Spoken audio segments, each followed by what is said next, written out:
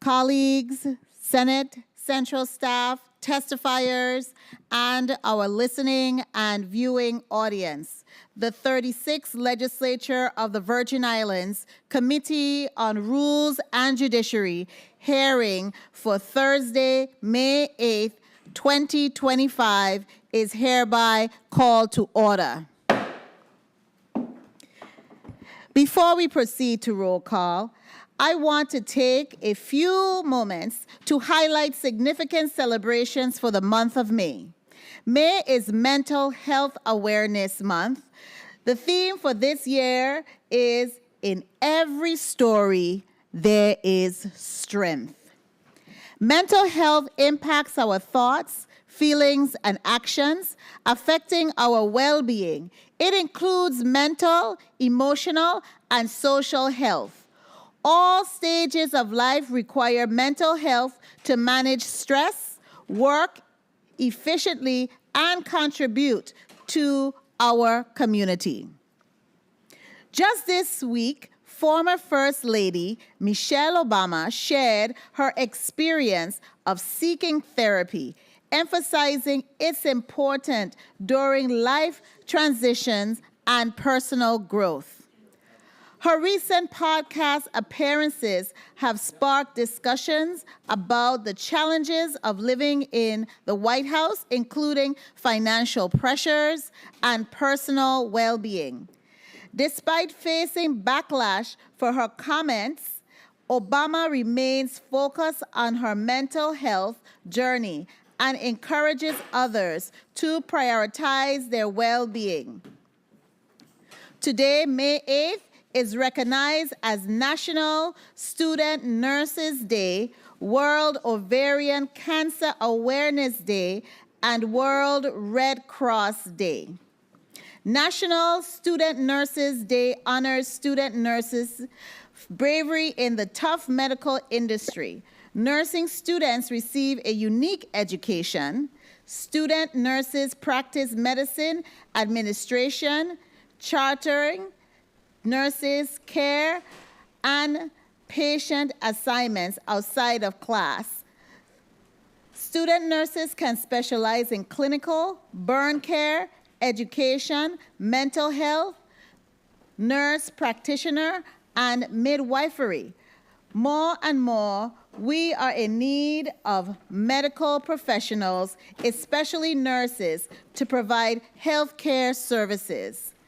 Thank you to our student nurses and to the University of the Virgin Islands, which has an excellent program to educate and train a new generation of nurses and nurse leaders. Today is also World Ovarian Cancer Awareness Day. Ovarian cancer symptoms can be easy to miss or attribute to common conditions like digestive issues or menstrual changes. Knowing what to watch for and when to seek medical attention can make a crucial difference in early detection when treatment is most effective. World Ovarian Cancer Coalition Global Ambassador and best-selling novelist Deborah Harkness says, "If your body is telling you something isn't right, listen to it." Today is also World Red Cross Day. International Red Cross and Red Crescent movement values are celebrated annually on World Red Cross and Red Crescent Day. I'm a Red Cross volunteer, so I really appreciate this. In honor of Henry Dunant, founder of the International Committee of the Red Cross, who was born in Geneva, Switzerland on May 8, 1828. He won the 1901 Nobel Peace Prize. Finally, today is Thankful Thursday. Though it rained on our St. Thomas Carnival festivals, festivities, and events, most of it went smoothly, with one regrettable event. We sympathize with the young man's family and friends. Life is precious, very precious and beautiful, and losing young lives with immense potential is heartbreaking on our community and our families. So Thankful Thursday, we thank God for life, which should never be taken for granted. Madam Clerk, kindly proceed to roll call. Senator Carla J. Joseph. Present.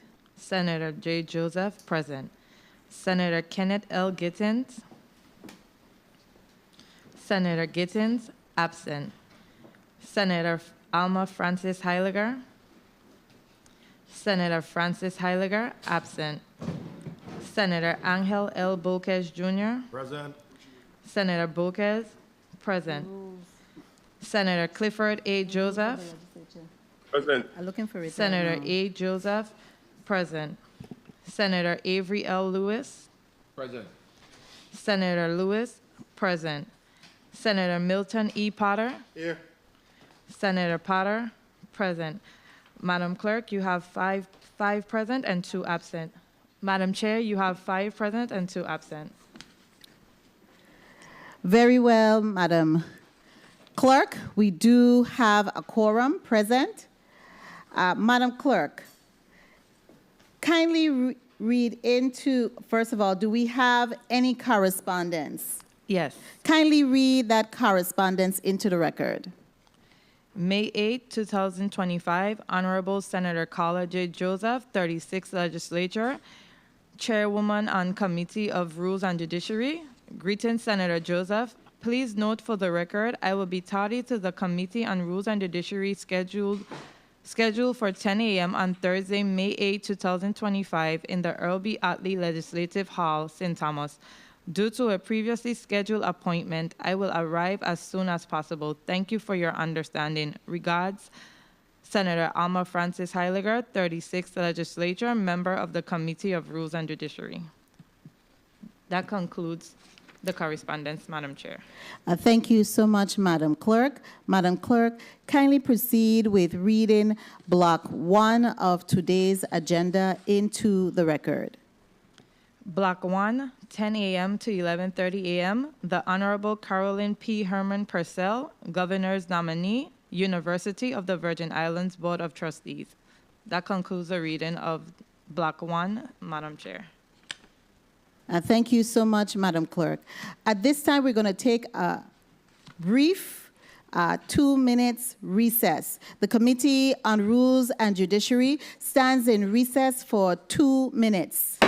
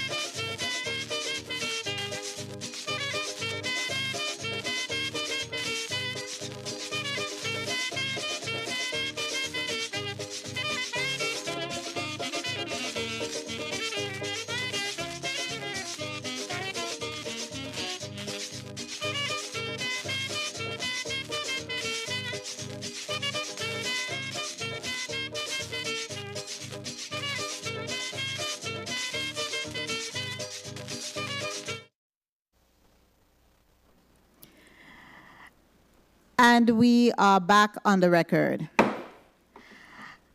As this time, and I want to, first of all, welcome the Honorable Carolyn Purcell to the Earle B. Ottley Legislative Chambers, and we're going to ask you to kindly stand as we administer the oath.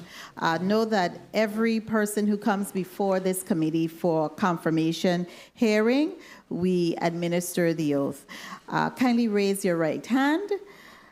Do you solemnly affirm, under penalty or perjury, that the testimony you will give this committee will be the truth, the whole truth, and nothing but the truth to the best of your knowledge and belief?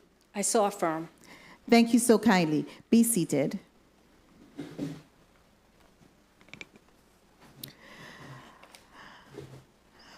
At this time, we will afford you the opportunity to place in the record your testimony for the position of Board of Trustees on the University of the Virgin Islands. Kindly proceed. Thank you, Senator. Good morning to the Committee on Rules and Judiciary of the 36th Legislature. Senator Carla J. Joseph, Chair. Senator Kenneth L. Giddens, Vice Chair. Senator Milton E. Potter. Senator Avery L. Lewis. Senator Angel Borges, Jr., Senator Alma Francis Halliger, and Senator Clifford A. Joseph. Other members of the 36th Legislature of the Virgin Islands, legislative staff, and the people of the United States Virgin Islands. Pursuant to Virgin Islands Code, Title 17, Section 456, the Board of Trustees of the University of the Virgin Islands exercises general management and control of the affairs of the university. The UVI Board of Trustees is comprised of 17 voting members, 9 of whom are appointed by the governor with the advice and consent of the Legislature of the Virgin Islands. In this regard, my name is Carolyn P. Purcell, and I appear before this committee as a governor's nominee to the UVI Board of Trustees. I thank the Honorable Governor Albert Bryan, Jr. for nominating me. I believe each member of the committee has received a packet from Government House that contains my resume, questionnaire, and other material pertaining to my educational and professional background and qualifications. Those submissions detail that I was born, raised, and live on St. Thomas. They show that I have only left my island home for extended periods to attain post-secondary and postgraduate degrees from Georgetown University and Case Western Reserve University School of Law, respectively, and that I also hold a Master of Public Administration degree from UVI. They also show that I have been employed in the local public and private sectors, with 9 years at the Legislature of the Virgin Islands, 2 years at the Superior Court of the Virgin Islands, 16 years in private legal practice. Then I returned to the Superior Court for 2 4-year terms as a magistrate judge, Division of St. Thomas and St. John, to currently serving a 5-year term as a St. Thomas St. John Commissioner and the Virgin Islands Casino Control Commission. However, what might not be conveyed by those documents, and what I want to emphasize, is my true interest in the well-being of the University of the Virgin Islands. In all honesty, it was my time at UVI, this historically Black public university in the Caribbean, that encouraged me to pursue a legal career. I met and was taught by excellent professors, such as Dr. Harold Lutchman, who chaired the MPA program. By demanding my best and demonstrated a true interest in my learning, Dr. Lutchman sharpened my oral, writing, and research skills, and my analytical thinking and reasoning. He bolstered my confidence as an older student who was married and had a young child. I gained from the smaller classes offered by UVI, where I could easily interact with professors and foster real relationships with classmates. I hold lifetime membership in the UVI Alumni Association and contribute to fundraising appeals.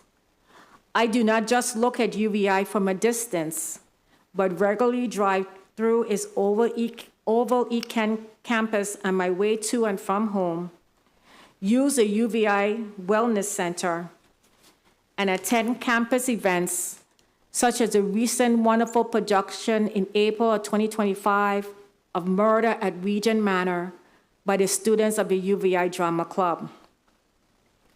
I was fortunate in June of 2024 to travel with UVI Passport to the World to Kenya, where for approximately 2 weeks, I had an awesome time with professors, administrators, and importantly, students from the Ken and the Albert A. Sheen campuses.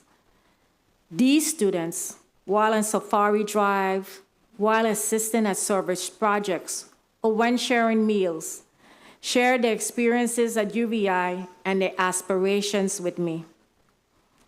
I acknowledge that UVI is at a pivotal point with the recent investiture of Dr. Sophia George, the first alumna to serve as president, and the launch in March of 2025 of the 5-year strategic plan entitled Grand Momentum, charting a course becoming a grand destination university grounded in excellence. This is occurring as UVI faces enrollment challenges, cuts in federal funding that will impact the institution at all levels, and additional concerns. While I will have to learn the role and responsibilities of a trustee, I can use my legal education and years of experience to work with President George and the other trustees to prove myself an asset to UVI and its values and mission. As with all I undertake, I will give the time and effort needed for the task. I am a Virgin Islander who wants the best for her community.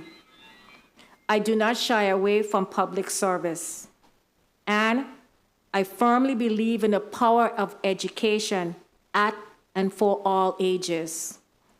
I want to do my part for my alma mater by the sea to ensure it grows and continues to be historically American, uniquely Caribbean, globally interactive.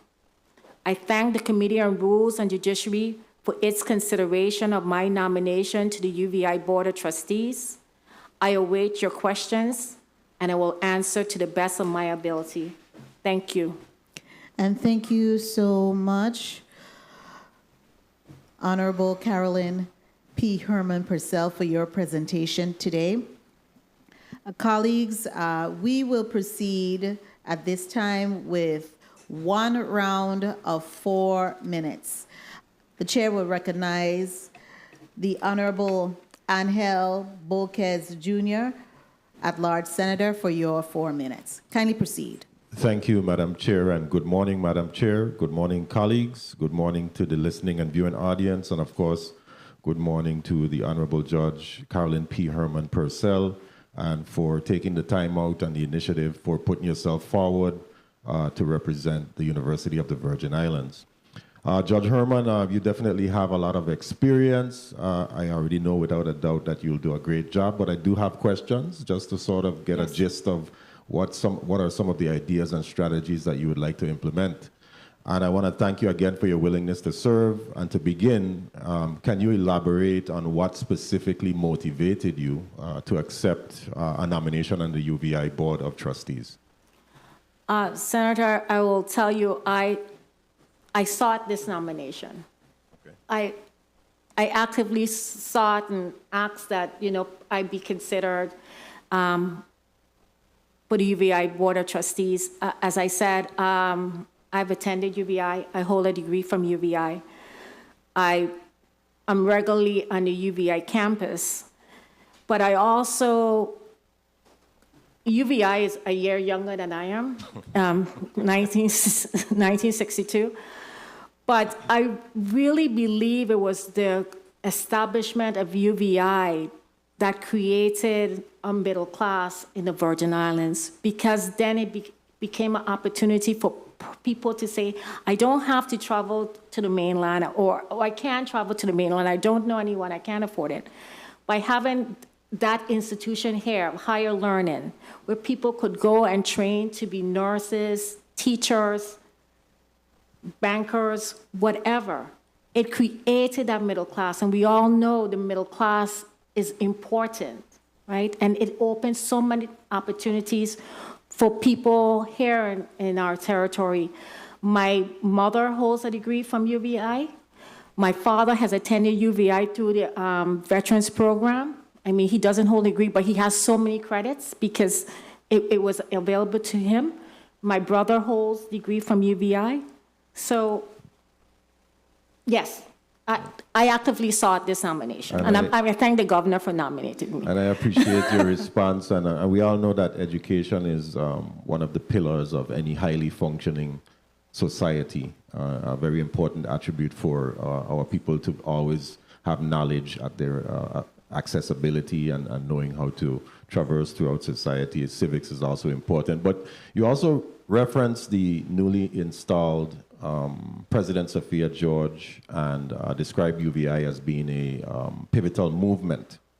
How do you see your role when you become a trustee in supporting her new leadership, and particularly, especially at this early phase of the tenure? Like, do you already have a strong relationship with the president?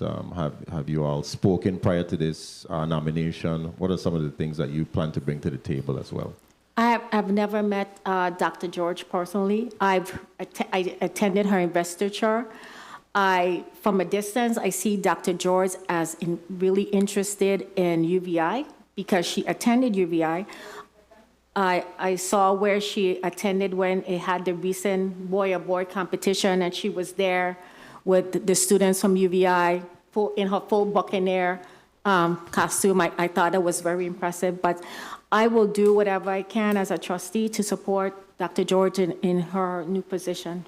Thank you. Sure. Before my time expires, one of the most important things, this body has definitely done its part in supporting the free tuition. And we have seen that there have been a decline. There has been a decline in enrollment, which you would think, like, why would that even happen, right? But being that you we've documented this decline in student enrollment, what strategies or innovative strategies that would you advocate for as a trustee to try to help attract or retain more students, especially here within the territory? Okay, I did look at the strategic plan, and it laid out parts of what they see as the effect of enrollment has been the decline in population. We know our census has told us that. The decline in birth rate. Time. I continue. Okay. In the territory, we have a lot of people leaving the islands. We know we had people leave after COVID and Irma Maria. What strategies I would, and it set out that they would start looking at strengthening the graduate program. And that really resonated with me because when I attended UVI, so many people were leaving their jobs after 5 o'clock. By 5:30, they're down at UVI. You would see the safaris dropping them off. It was such a vigorous, vibrant evening program. And they said one of the challenges is because you have so many online universities. And so it's to make people understand, but you have this university here where you can interact with your instructors and classmates, and I guess just to make it more attractive. I can understand when a young person graduating 12th grade, you want to get off the island, you want to see the bigger world, but I think we just have to market UVI better. maybe stronger. Well, thank you so much for your responses, and Thank thank you. you for the time, Madam Chair. And thank you so much, Senator Bolkes. I wanted to first say our condolences on the passing of your husband. Your Attorney Carl Purcell, your nomination came to us on February 14th, and so we had to delay. But I want to really mention your resilience and your commitment as a public servant to the people of the Virgin Islands. We did receive a letter from Chairman Marvin Pickering from the Virgin Islands Casino Control Commission relative to your fortitude, your legal acumen, your good judgment, which are essential. But what I found very important, and I have to just pull that out, is that you're a person of integrity, insight, and thoughtful judgment, as well as a very committed public servant. And we are very grateful that, as you mentioned, you sought out to be on the University of the Virgin Islands Board of Trustees, and the governor, in his wisdom, decided to say, yes, I will send you down, because the university is really right now in a state, because of what is happening federally, with losing a lot of the federal funding, and it's in a transitional state. And I like transitional states because it opened up doors for opportunity. But you, along with a previous nominee, Miss Trinity Ostry, is going to add that level of authenticity, meaning that you actually walk the halls of the University of the Virgin Islands, and you are embedded in our community. You're graduates of the university, and you are able to model the way for others to come along, especially young women or women on a whole. So I really appreciate that. At this time, the chair would recognize Senator Clifford Joseph Sr. for your 4 minutes. Kindly proceed, Senator Joseph. Good morning, and thank you, Madam Chair. Good morning to you. Good morning to the Virgin Islands. Good morning to the listening audience as well. Good morning to the Honorable Carolyn P. Herman Purcell. Welcome. Thank you. I see that on page 8, page 6, we share the same vision as far as, you say, I am a Virgin Island who wants the best for this community. Could you express on some of the best that you would like to see for this community? In terms of UVI? UVI, yes. To have the university, to make students here understand what a treasure, what an important institution UVI is, to make more use of it, to understand that education that you get from UVI is just as valuable as education you can get from any other institution, right? All these colleges and universities are competing for the same pool of students. Everybody wants the best. But for you to understand that UVI can produce and you can do great things, especially if we know UVI strengths are its nursing program, it's my marine science, marine biology program. And the best for my community is when my community is educated. If my community is educated on a whole, right? I always tell my children, if you have knowledge, no one can take that from you. So, right? No matter where, no matter how, it is yours and no one can take it from you. And an educated person is a person who can do great things, but you have to avail yourself of education. Yes, Ms. Purcell, I also see that, I know for sure that you're well vetted because you've been through the institution more than once as a judge, then as a commissioner. But presently serving on the commission, do you see any conflict of interest with being on the casino commission and serving as a trustee? Good question, Senator Joseph, and we have looked at that question.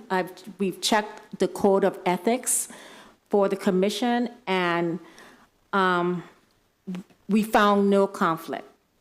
And if there is a conflict in any matters that come before me, as should I be at the Board of Trustees, I know to abstain, I know to recuse, because I've had to do that as a lawyer, a judicial officer, and I'll do the same as a member of the Board of Trustees. I just want to clarify, I did not have to come before the legislature to sit as a magistrate judge, though. Oh, okay, good. Well, but for the Casino Control Commission, and I thank the legislature for placing me on the commission. But overall, one more question. I'd like to know, so what's the focus that you think they actually should be focusing on with UVI? Do you think not just local students, but maybe I started to extend out to bring folks to the Virgin Islands instead of we just worrying about who we have here? And I mean, I like the fact that yourself and just about every other member that so far that we have vetted are alumni of UVI. I kind of really appreciating that, and my expectation is high. So you being a part of it will be even more strength. Time. Thank you, Senator. Yes, and that is one of the steps in the strategic plan, is that they have to market more in the Caribbean. The plan acknowledges that international students aren't offered as much financial aid, and that's something that they would have to figure out. And then we know it now with the new views of the federal government, how you get people able to enter into the territory. That would be a factor to look at. But I think UVI, in my mind, UVI also needs to market itself to, say, places, I'm thinking Nebraska and Oklahoma. I always say UVI, I don't know of any other university that has its own beach. So UVI markets those things to people in the United States who may not have thought about, you're still in the United States, no passport needed, you can get here, you can get a quality education. It is a US-based education. And not just maybe in the Caribbean, but to those jurisdictions where people may not necessarily know about the Virgin Islands. And we highlight our natural beauty, because just where UVI sits alone, if I were raised in Omaha, Nebraska, I'd be very interested in relocating for the territory for a time. Totally agree. Thank you for your response. At the appropriate time, I'll be looking forward to support your nomination. Thank you, Madam Chair, for the time. Thank you, Senator. Thank you so kindly, Senator Joseph Sr. At this time, the chair will recognize Mr. Secretary, the Honorable Avery Lewis, for his 4 minutes. Thank you, Madam Chairwoman. Good morning, colleagues. Good morning, Virgin Islands. Good morning, world. Good morning to the testifier, Miss Judge Carolyn Purcell. Morning. Good morning. Well, I have no doubt that you're going to do good, because a Hormone, don't give up. Our Southside made big crew. We're going to do this thing. We're going to do this thing. That's right. But before I ask you any question, I have to say this here. I myself graduated from UVI with my bachelor's in elementary education. And I pride myself of being an alumni of UVI. Let me tell you, when I graduated from Charlotte Amalie High School, in roll call, we all chatting, where you going, what are we going to do? Well, I going UVI. I ain't going away. I hear all my classmates. well, I'm going away, I'm going to Clark, and I'm going here, I'm going there. Before the first semester started, them come back here, and we're done UVI fighting in skills, you know. I put UVI up against the best of them around the world. You don't want to say it, I'm going to say it. Yeah. I put UVI up against the best of them around the world. Nursing, the best of the nursing up there in Royal Leicester Snyder now. Snyder Regional. The best business accountants, business partners we have around here, UVI. Marine biology, they're knocking it out of the park now. UVI.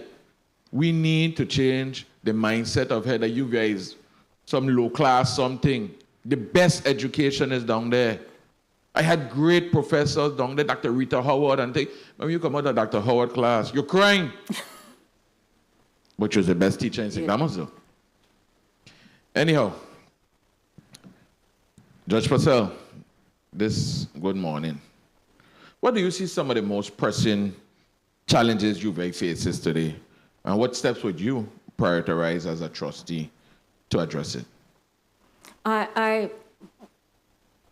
Well, the enrollment, I was looking at their current fact sheet, and their enrollment between the two campuses, about 1,500 students, while in prior years it's been more.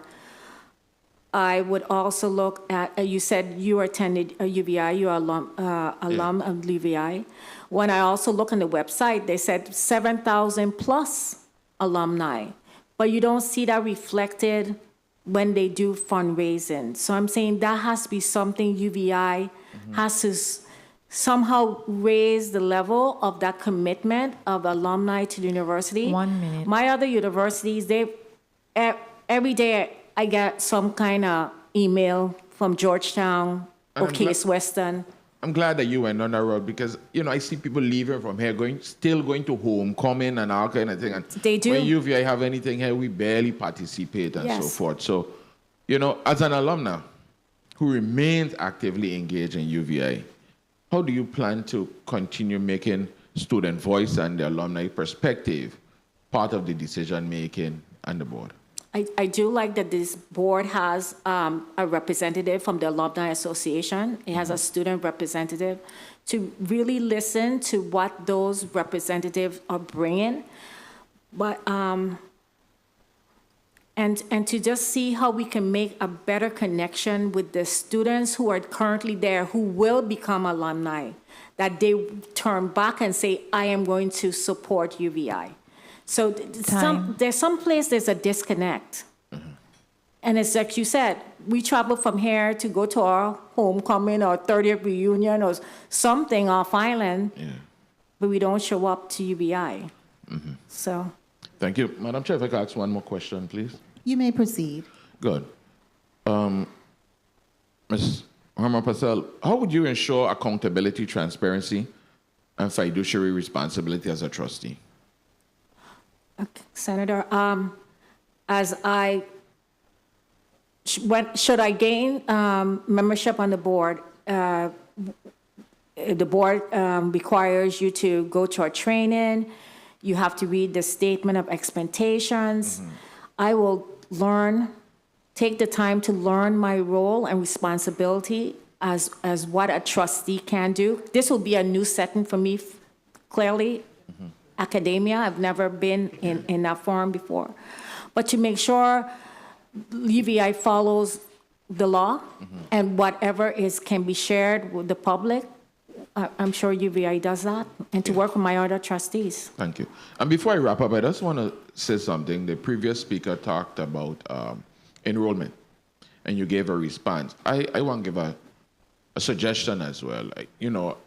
This has also been my belief. I feel that at the university, I think we should get into the schools, the public schools and even the private schools a little earlier than 9th grade, maybe from 7th grade. And, I know the university have some programs like Upward Bound and so forth. I don't know what age they start from, but maybe we need to start advertising UVI and engaging our students, little programs, just to build an appetite for the University of the Virgin Islands. So that would be one suggestion I would like to give to you as a new trustee. And when time comes, you have my vote favorably. Thank you, Senator. And your suggestion is one of the things I saw on the strategic plan to get into the schools, local schools earlier. Whether you bring the students down there to see, hey, this is what campus life is like. We have all the things that you can get, the campus experience. And I think that's also one thing UVI may have to work on to make that campus experience just a little more vibrant, more happening. Because I remember some Saturdays I walk through there and I'm saying, this is so quiet. This place is just too quiet. Or bring the campus life to the schools. Yes. Bring some students, and let the children know what's going on, do some hands-on stuff, Right. So they could get a feel for the university. Right, And I don't want to overdo my time, so. Oh, I'm sorry. No problem. But I mean, they're looking at TV and they see, oh, this is what college is like, the keg parties and, the different things. But to say, to me, I think that socialization is also as important to the academics for college. And to say you can get the same thing at UVI. Thank you. Thank you so much, Mr. Secretary, for your line of questioning.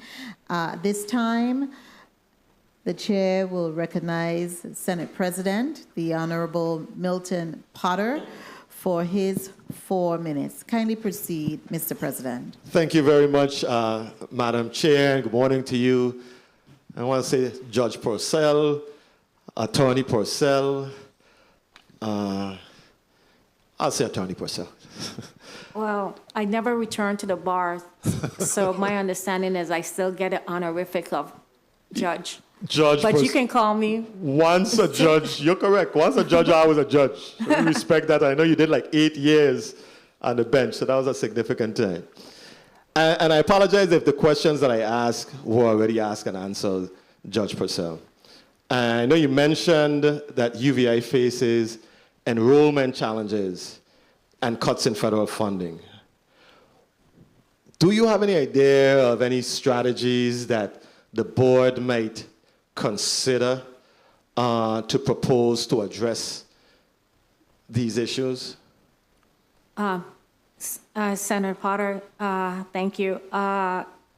Again, just my reading through the strategic plan, the one that was just announced here in March, what the Board of Trustees is looking to increase enrollment by more marketing of the university within the Caribbean, and also going into the schools here, local schools, a little earlier. They're challenged. I think they're also looking at how do we combat against the online universities, who take so many people you see now have those degrees, and UVI offers the same program. And it's so to also the older students to look, UVI is a great option. So that's enrollment. The federal funding, I mean, we all read in the news, and we just seeing what the federal government is doing, and it may be the government of the Virgin Islands may just have to see what we can do. I know there's for that gap it's just the times we live in. Absolutely, there's a great level of uncertainty for sure. What role do you think that UVI should play in addressing economic development challenges facing the Virgin Islands? Do you see UVI as having a role in that sort of space, in that sort of discussion? For certainly, because UVI is going to produce for us, the accountants and the economists, the people who, the data. I saw on the program they had on the strategic plan, they did have to say, be more active to go out and discuss with businesses. What are the skill sets, the local economy really needs to make sure we are addressing those. UVI, we know, is the research center that UVI does, the reports that they produce. And just because it is our institution of higher learning, UVI is going to lead us. I really do believe that. I believe that too. I was just curious as to your thinking regarding what if UVI should play a more active role in weighing in on issues affecting our territory, issues of the day that may not be consistent with rational behavior, for example, in government? Should UVI be taking a position and expressing their thoughts? And should they be engaged and involved in the local dialogue and hoping to shift and change and improve the thinking, that might be a little off track, from UVI's perspective, looking in, at the actions and the decisions that government makes? Is that a role that UVI should play in this community, a more active or activist role? That's a good question. And one, I don't know how to give you an answer until I am there on the Board of Trustees. But what it brings to mind is what is currently happening with universities, where they have been that kind of activists and persons speaking out on the political scene, and we've seen the consequences of it, because then the side that has the power right now doesn't agree. But institutions of higher learning is to allow thinking, is to develop your ability to think and analyze. Whether I agree with you or not, but you're able to put forth that argument and it's coherent, cohesive, you can stand. And so in that respect, that is the role of UVI, to produce critical thinkers, people who can analyze and really get down to the nitty-gritty. I don't know about UVI taking positions on different things. That's a whole different discussion, and I'm sure one the board is probably engaged in on a regular basis. It's definitely relevant based on what's happening today and hearing the discussion with Harvard University and Columbia. Yeah. And persons. I think that universities shouldn't be intimidated, but I know that they like to say he who pays the piper calls the tune, but I think somehow universities should be like a sacred space for intellectual thought, and if a university that is the main presence in a community, I think that there should be an opportunity to engage with UVI and for UVI professors and subject matter experts to be able to weigh in, on things. But that's just my perspective. I think we're very fortunate to have you nominated to this post. I think you will do an excellent job. At the appropriate time, my vote will be yes for you. Thank you very much, Judge. Thank you. Thank you so much, Mr. Senate President. Mr. Secretary, the Honorable Avery Lewis, you are recognized for your point of inquiry. Thank you, Madam Chairwoman. Judge Purcell, quick, just a point of inquiry I had here, more of a comment to see what your thoughts are. A lot of times we have people working full-time, and I think the university have stepped up where they're doing online courses now. As a trustee, what do you feel about that kind of hybrid learning environment where people could still do online, or maybe, 1 or 2 days still come into the class? I don't know if it's currently happening. Maybe you may have a little more information. Could you expound on that, if you know? Yes, in their book of facts, they did have about 200 students in online education. I'm not quite sure if that was the UVI cell program that they were including. But yes, if a hybrid program, if that's what it, if that's what it takes. Yeah. I know UVI did go online during COVID. I just believe in giving options. Yes, and that's an option. And anything for education, I just think about options. Right. I do think it's it may have to strengthen the internet at the university. I know I was there and we wanted to use the internet in the Blake Center, and they told us the internet is not the best there. So that's definitely something that is the whole infrastructure, I think, of UVI. I think needs to that's be a different shored up. platform with the internet, but I just wanted to bring that online option, which, and I know they do it. Like you said, you don't know if it's for the cell or the main campus or Right. whatever, but especially for those master's program, those higher learning programs. Right, the That was just a persons who are suggestion. working, yes, and not necessarily. Again, I'm getting not them. saying they don't do it, but maybe it should be advertised a little bit more. All right, thank you. All right, thank you. Thank you. You're welcome, Mr. Secretary. Point of inquiry or information, Mr. Senate President, you're recognized. Thank you, Madam Chair. Judge Purcell, you mentioned in your testimony, you referenced UVI's 5-year strategic plan, Grand Momentum. Which elements of this plan do you find, personally, most compelling? And how would you contribute to its successful implementation from your position on the board? Okay, and the Grand Momentum, and I went to make sure I knew what the acronym stood for.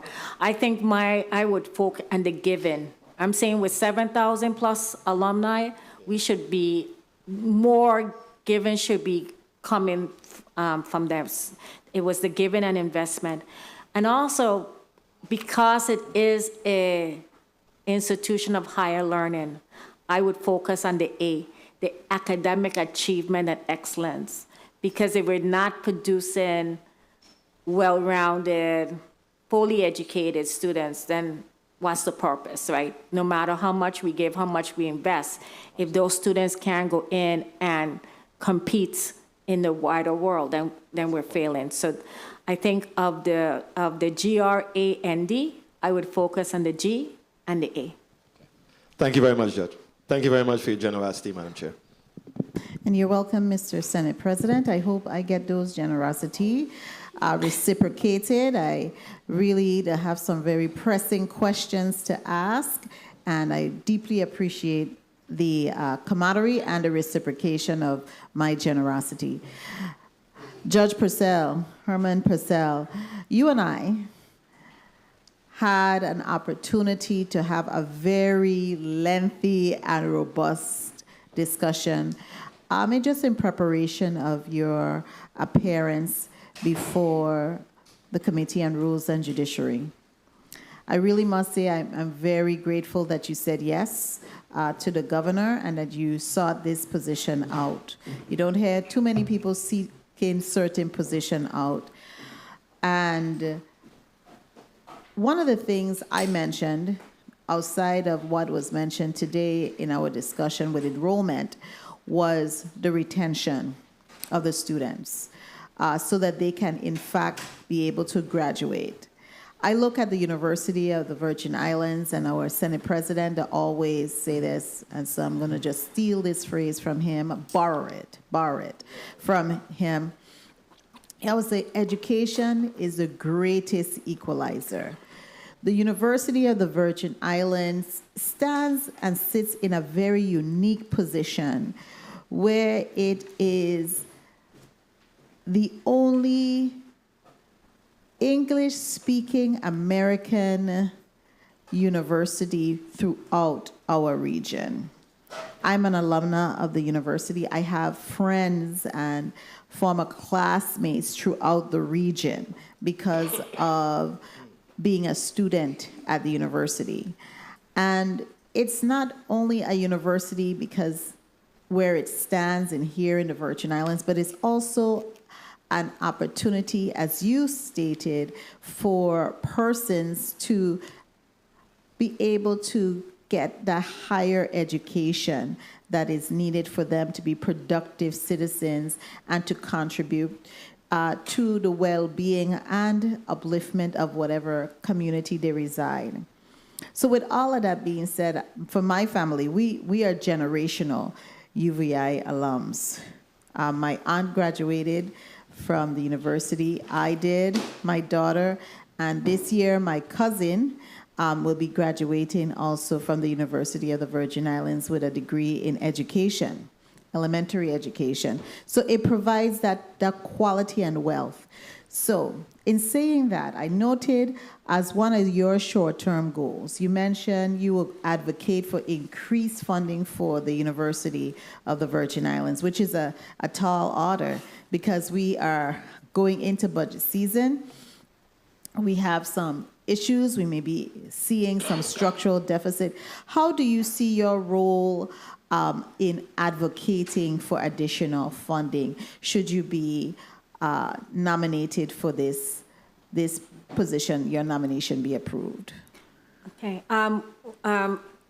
In my questionnaire, when I looked at it, it was after looking at the budget submitted by UVI, when Dr. Hall, what the ask was and what the university received, there was a shortfall. So at that point, what the university was expecting to have to cover its different programs, it didn't have. I know there's a finite pool, right? Everybody wants more, but there's only so much going into the pot. But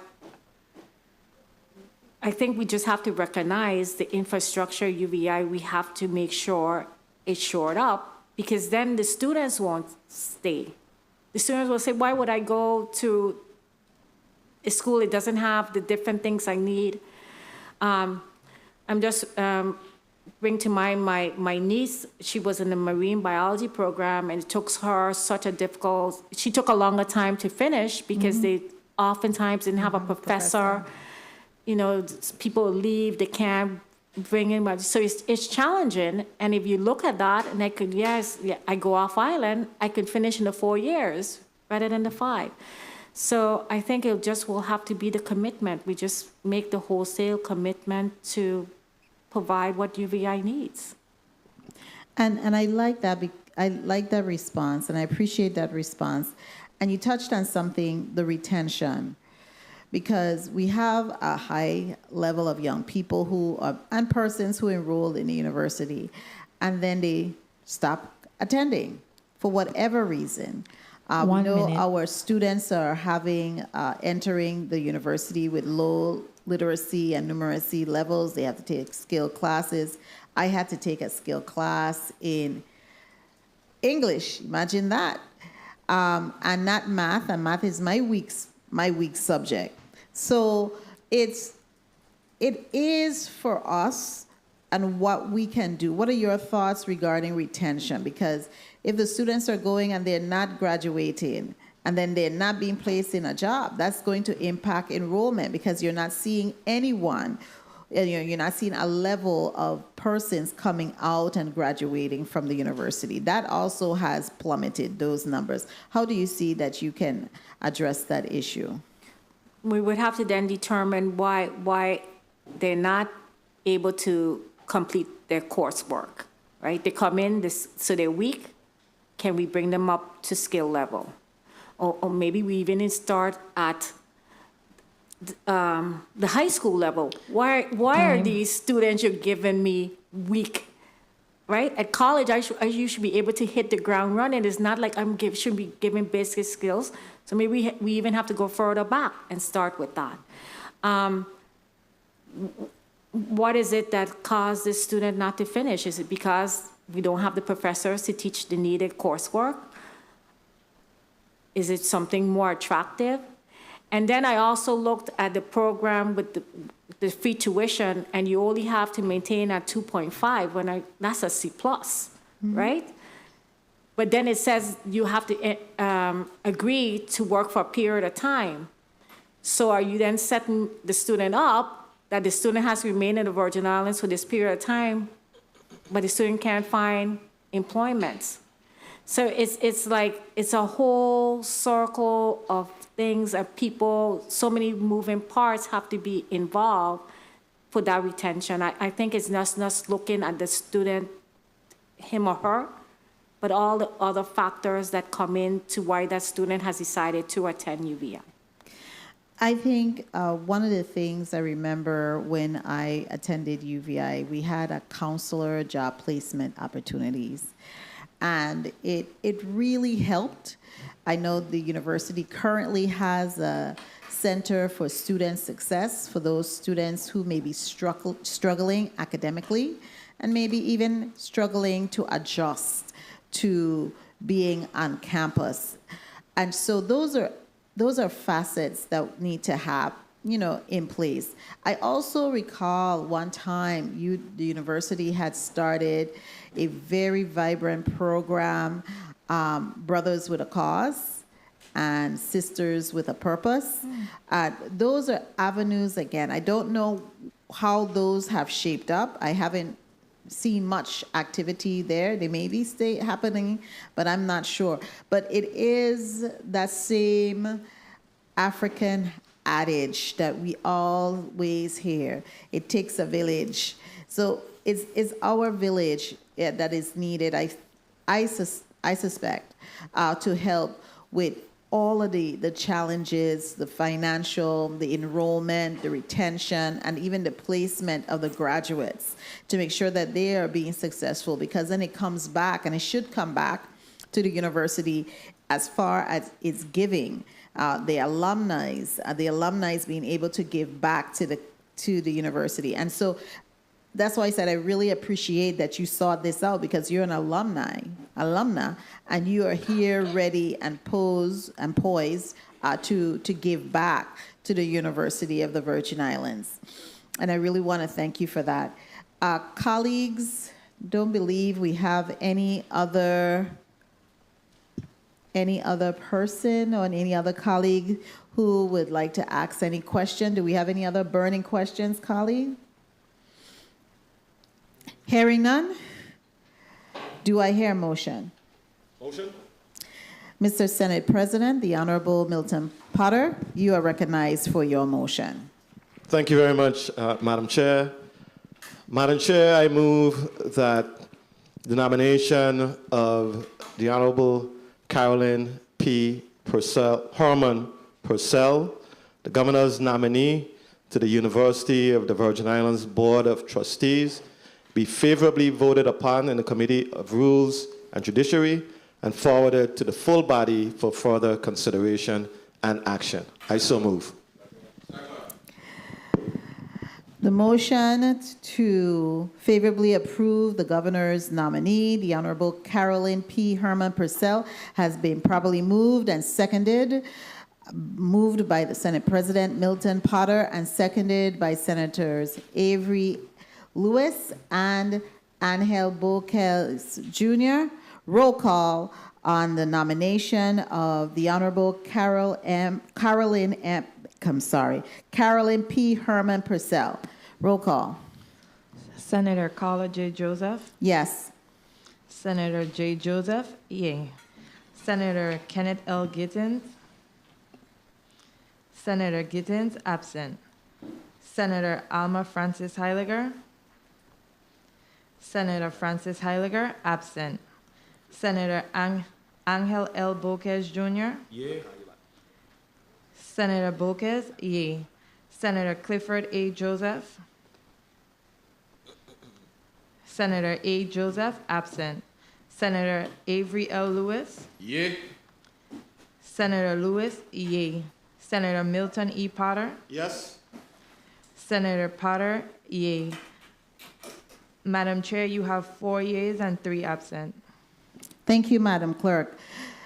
The nomination, the governor's nominee, the Honorable Carolyn P. Herman Purcell to the University of the Virgin Islands Board of Trustees has been favorably approved in the Committee on Rules and Judiciary and will be forwarded to the full body for further action and consideration. At this time, Judge Purcell, we will allow you a 60 seconds to wrap up. Okay, thank you. I thank the Committee on Rules and Judiciary for the approval of my nomination to serve on the Board of Trustees at the University of the Virgin Islands. I thank Governor Bryan for the nomination. I thank my colleagues at the Virgin Islands Casino Control Commission, Chairman Marvin Pickering and Commissioner Luther Renee, for writing a letter in support of my nomination. I couldn't ask for 2 better colleagues with whom to work. I also thank my family and friends for their interest in my endeavors and for their continuing encouragement and assistance. I look forward to when my nomination is presented before the full body of the Legislature of the Virgin Islands. Thank you again, and I wish each of you a good rest of your day. Thank you. And thank you so much, Judge Herman Purcell. At this time, the committee will stand in recess for 4 minutes. And before we do that, I would like to recognize the presence of the Vice Chair of the Committee on Rules and Judiciary, as well as Vice President of the Legislature, the Honorable Kenneth Gittins. The committee stands in recess for 4 minutes.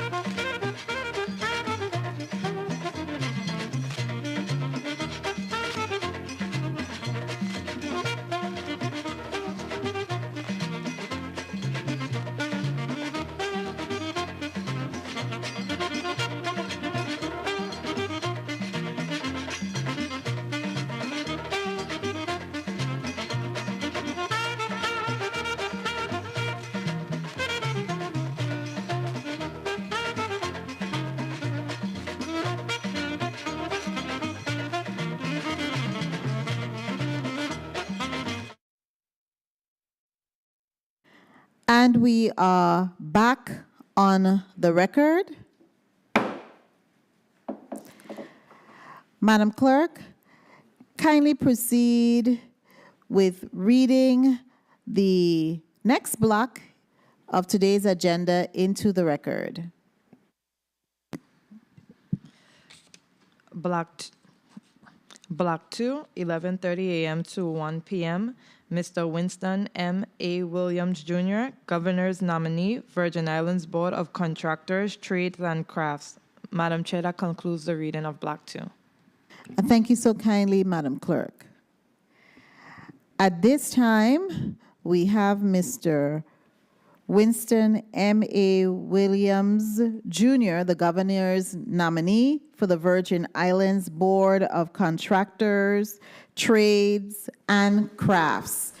Mr. Williams, thank you so much for being here today and being here on time. I'm going to swear you in as we normally do. We are going to ask you to kindly stand and raise your right hand. Do you solemnly affirm, under penalty of perjury, that the testimony you will give to this committee will be the truth, the whole truth, and nothing but the truth, to the best of your knowledge and belief? Yes, I do. Thank you. Kindly be seated. We know you have submitted a prepared statement, and we kindly invite you to proceed with reading that prepared statement into the record. Thank you. Good morning, Honorable Carla J. Joseph, Chairwoman of the 36th Legislature Committee on Rules and Judiciary, Honorable Senator Kenneth L. Gittens, Vice Chairman, members of the Committee on Rules and Judiciary, Honorable Milton E. Potter, Honorable Avery L. Lewis, Honorable Angel L. Boquez Jr., Honorable Milton E. Potter,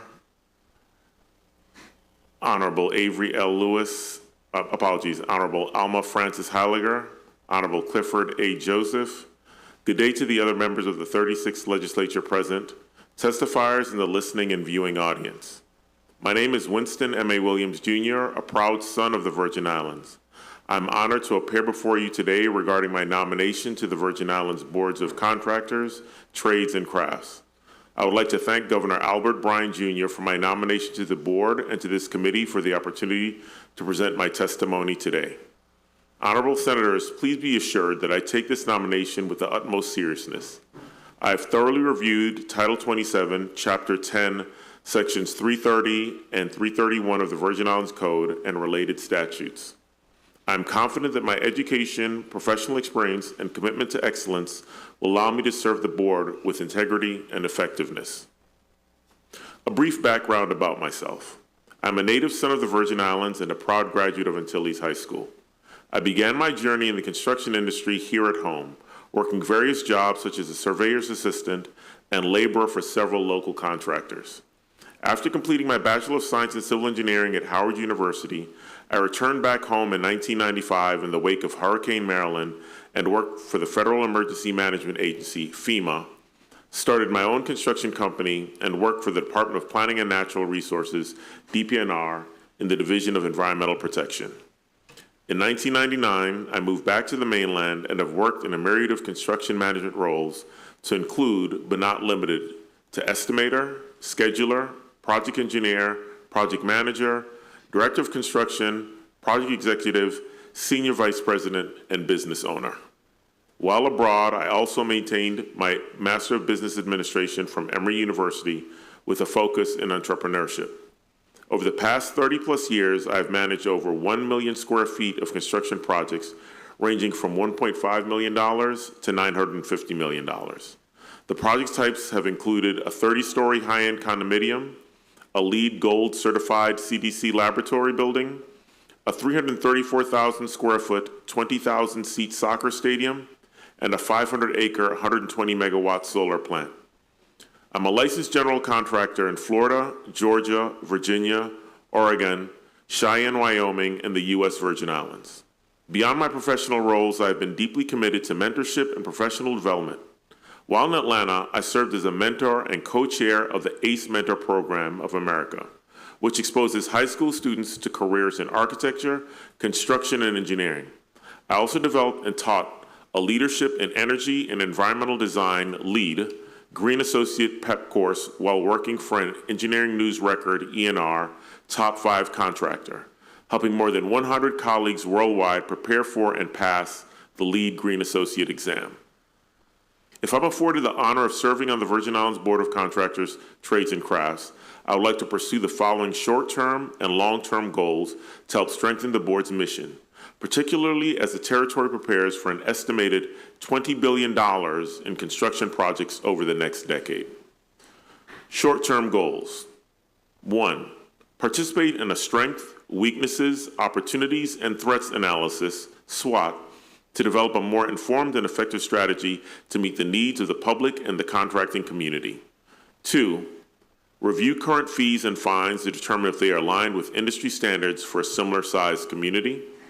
3, partner with other government agencies to improve and grow the contractor and subcontractor base within the territory. Long-term goals.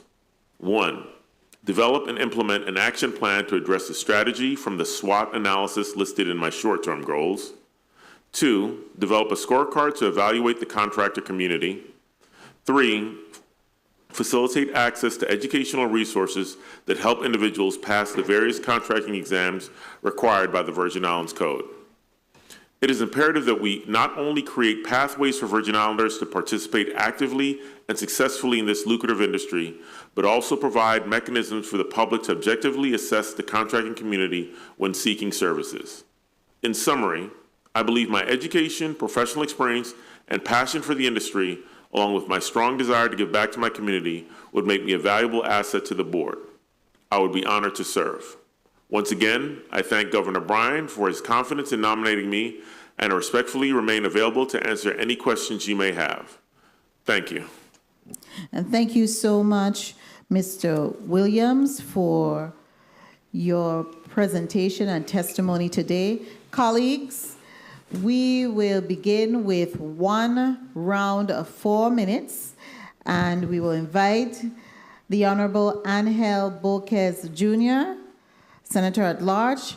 You are recognized for your 4 minutes. Thank you, Madam Chair, and good morning still, Madam Chair and colleagues and listening and viewing audience. And of course, good morning to Mr. Winston M.A. Williams Jr. and for taking the initiative, for putting yourself forward for this board. This board has been stagnant for quite some time. So I'm pretty excited to see someone come up for this board. I also forwarded an individual from the island of St. John. I'm hoping that, you know, whatever process takes place, that he's also considered as well. So it's good to see someone for this board because, in my opinion, construction fraud is a scourge that has been taking place in the territory for quite some time, and that would be one of the things that a responsibility that this board would be overseeing. So, you know, please keep your needle in that direction as well, because it's something that people are experiencing negatively and have been experiencing negatively for quite some time. Thank you again for appearing today, and you mentioned reviewing Title 27, Chapter 10, Sections 330 and 331 in your testimony. And based on your understanding, if I might ask, what do you believe is the most critical statutory responsibility that this board has? Well, it would be regulating and governing the contractors in the territory. Okay, very well. And you also indicated that this territory, our territory, is preparing to deal with about 20 billion in construction projects over the next decade, which is a substantial amount of money. Our workforce board has not been producing the certifications and the things that are required for our people to be able to come to the forefront, to be able to capitalize on a lot of this money. So they still have their work to do on their side. But from your perspective as a board member, what are some of the ways that you can try to ensure contractor accountability and quality and fair access, especially for our local tradesmen?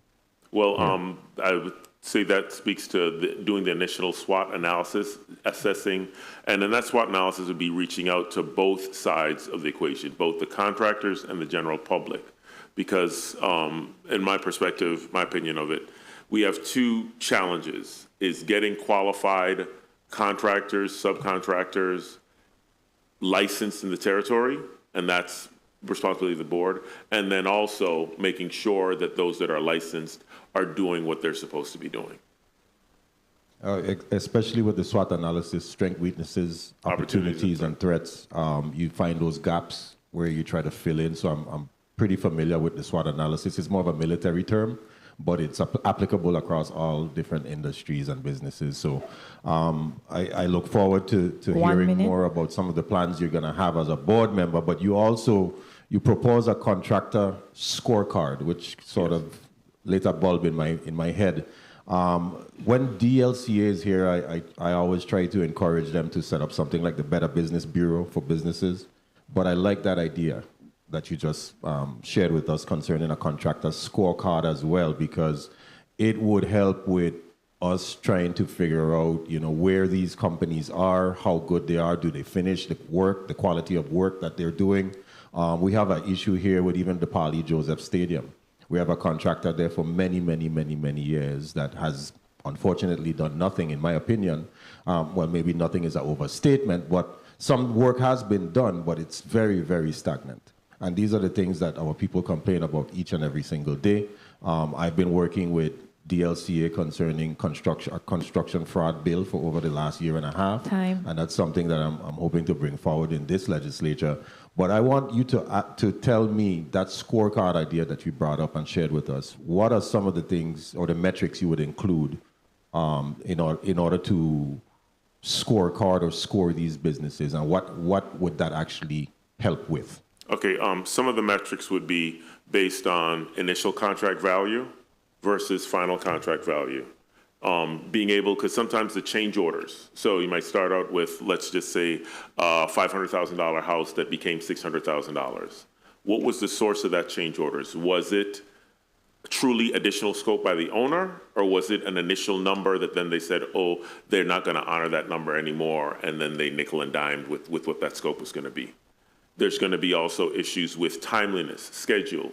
How well was that? And I would say, taking a step backwards, sometimes the complaints are rooted in just not a clear contract, what the expectations were to begin with. I thought that my home was only going to take 8 months, but we never had a schedule as to what it was going to be. The contractor didn't know that. So I would caution in doing a scorecard that every complaint may not necessarily be valid. So there's two sides of that coin, and having a background being a contractor and understanding how the questions that need to be asked and answered prior to going to under contract so that they're clear going forward. So it would be more so an education on both sides. But to answer your question regarding the metrics, it would be cost, it would be quality of construction, to some aspect safety, but don't want to get too far out of our bounds in regards to that's what OSHA is required to do. Yes.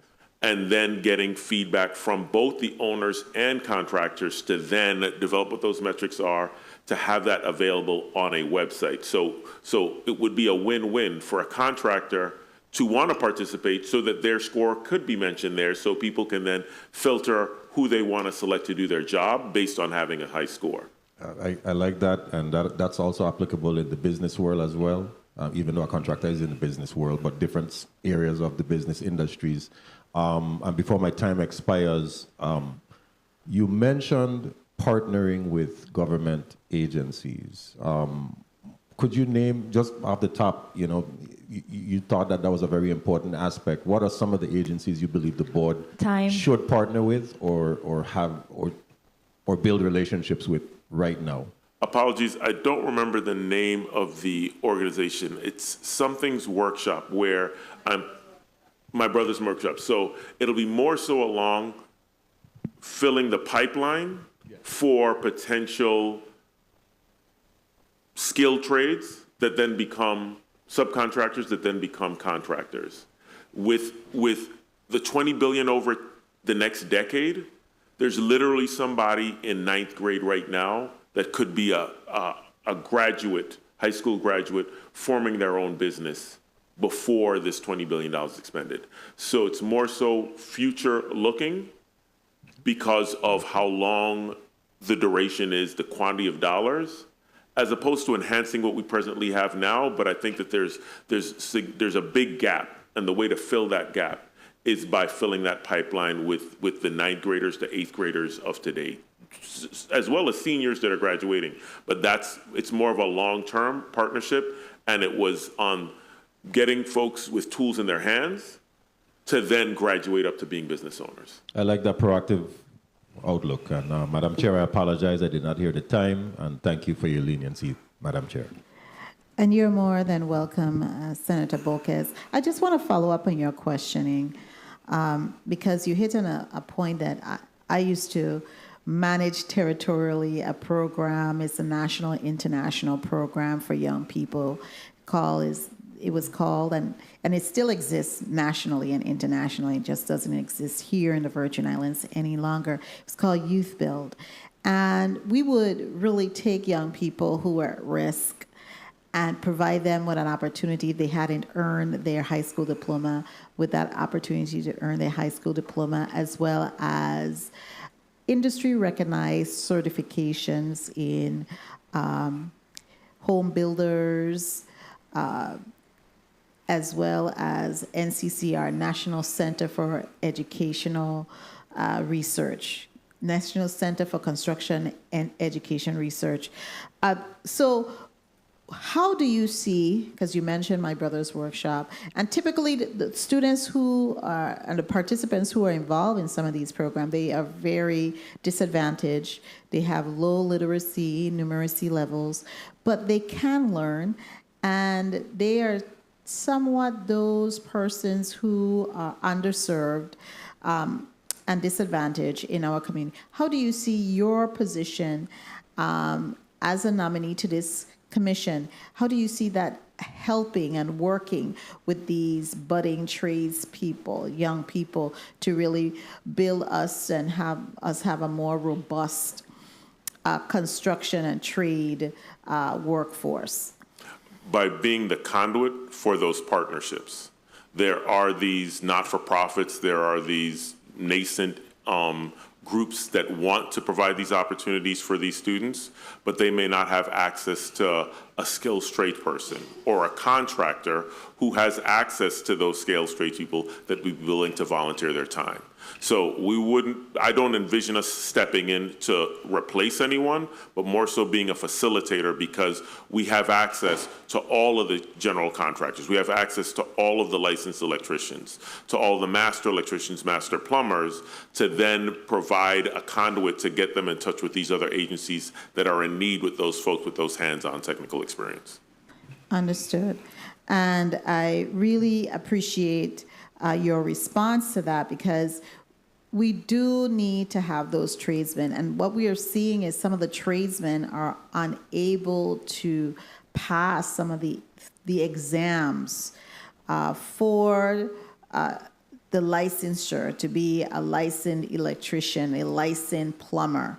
And that is where we're having a major challenge with getting those persons with expertise to be a part of our workforce, and also to be business operators here, because they make a very lucrative business. They earn more money at times than a person who has an MBA or even a PhD, the trades. And that's something we need to really market and publicize. Senator Clifford Joseph Sr., you're recognized for your 4 minutes. Thank you, Madam Chair, and good morning to everyone. Good morning to the listening audience, and good morning to my colleagues. Mr. Winston Williams, Jr. Yes, sir. Good morning to you. Good morning, Senator. Okay, I was looking on page 1 of your testimony, and you say, I'm confident that with my education, professional experience, and committed to excellence, will allow me to serve the board with integrity. And we really need a lot of integrity around here, so I am happy that you're bringing integrity to the table and effectiveness. So, can you describe your background in construction? What type of construction, in the construction industry? Yes, I started out as a laborer here in the territory from the age of 12. And then I worked as a surveyor's assistant, worked as a laborer on job sites. Then I went away to school, graduated Howard University with a Bachelor of Science in Civil Engineering. And I've worked on the project management side of the business. As you can see, I've been an estimator, a scheduler. I actually worked in a quality manager role as well. So I've worked for some of the larger construction management firms in the U.S., some of them Engineering News Record's top 25, actually the majority of them, working on project ranging from $1.5 million to over $950 million. So to directly answer your question, I've been on the project management role side, managing small being $1.5 million projects, and large projects, 250 plus, the largest being $950 million. Oh, wonderful. How would you handle complaints or disputes between contractors and clients? Well, it would come down to the investigation on finding out what both parties have to say in regards to what that evidence that's presented. Typically, it would be coming from a homeowner, or the owner that seek the services from the contractor to find out what that dispute is, and then to find out what the contractor's response to that is as well. So it would not be just taking one person's word, but thoroughly investigating. Fortunately, with my background and understanding what should have been done versus what actually was done, would allow me to be able to present that level of experience and expertise in rendering a decision. And have you yourself, have you ever personally had a complaint against a construction that you were related with 1 minute. as far as the builder? Well, as a construction manager, I've had disputes with subcontractors and with owners. I've worked on a myriad of projects. They've all been resolved, never going to litigation. So I'm not quite sure when you say any disputes. Yes, the nature of the industry is one of that, but no litigation I've ever been a party of. Is that your question? Okay. Yes. Okay. As far as promoting growing the field to get more local contractors and get them educated and the importance of bonding, because a lot of small contractors for some reason get stuck in the middle and not being able to acquire bonding. Okay. Yes. Any coming to with your professionalism coming to the board, do you have any ideas to encourage the contractors, local contractors anyway? Yes, it would be seeking partnerships with our local banks. Seeking partnerships, because ideally that's one of the resources in order to be able to get bonding and to have a better education on both sides, i.e. the books that our contractors, subcontractors are keeping, because that's going to be an integral part to getting bonding. And quite often we have a lot of trades folks that are good at what they're doing, but not necessarily good with the managing the finances of their company to present that to. So partnering with any small business agencies that we have to assist those contractors in getting their books in order to become bonded. So once again, serving as a conduit to get the right players in the room at the same time, hopefully, possibly partnering with, as an example, Department of Public Works. Years ago when I was here, facilitating workshops for, do you want to get bonded? And being able to set up a partnership with, with a local bank that says, here's what it is that we need for you, contractor A, to get a bond, and possibly be able to work with a small business agency here to set up a course so that at the end of that course, they then can indeed be bonded. Right. And with that success, that can become like a perpetual motion for other subcontractors. Thank you for your response. At the appropriate time, I'll be looking forward to give you my support for sure. Thank you, Madam Chair, for the time.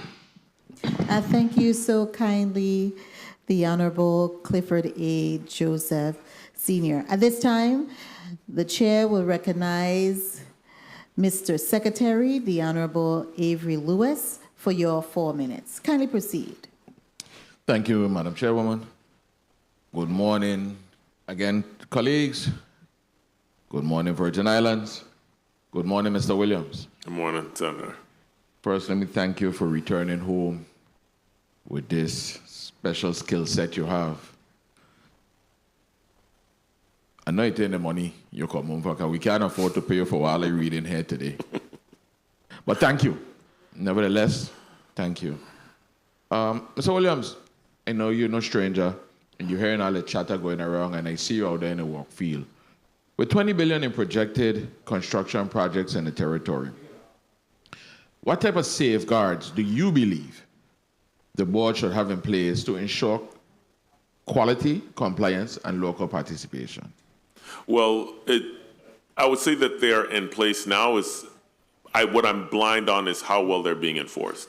There is a very stringent licensing requirement, particularly on the general contractors side, similarly with electrical and plumbing. And keeping that bar and not lowering that bar is very, very important.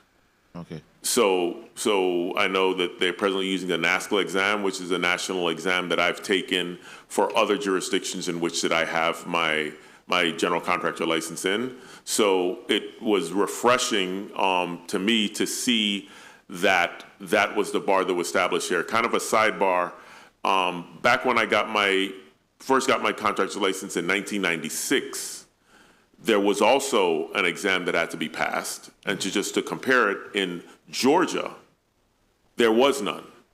There wasn't any until sometime in the mid-2000s, maybe 2008-ish, was when there was a licensing requirement to become a general contractor. To just kind of juxtapose that with small Virgin Islands, with the huge state of Georgia, we've always had, to my knowledge, a licensure requirement to be a general contractor.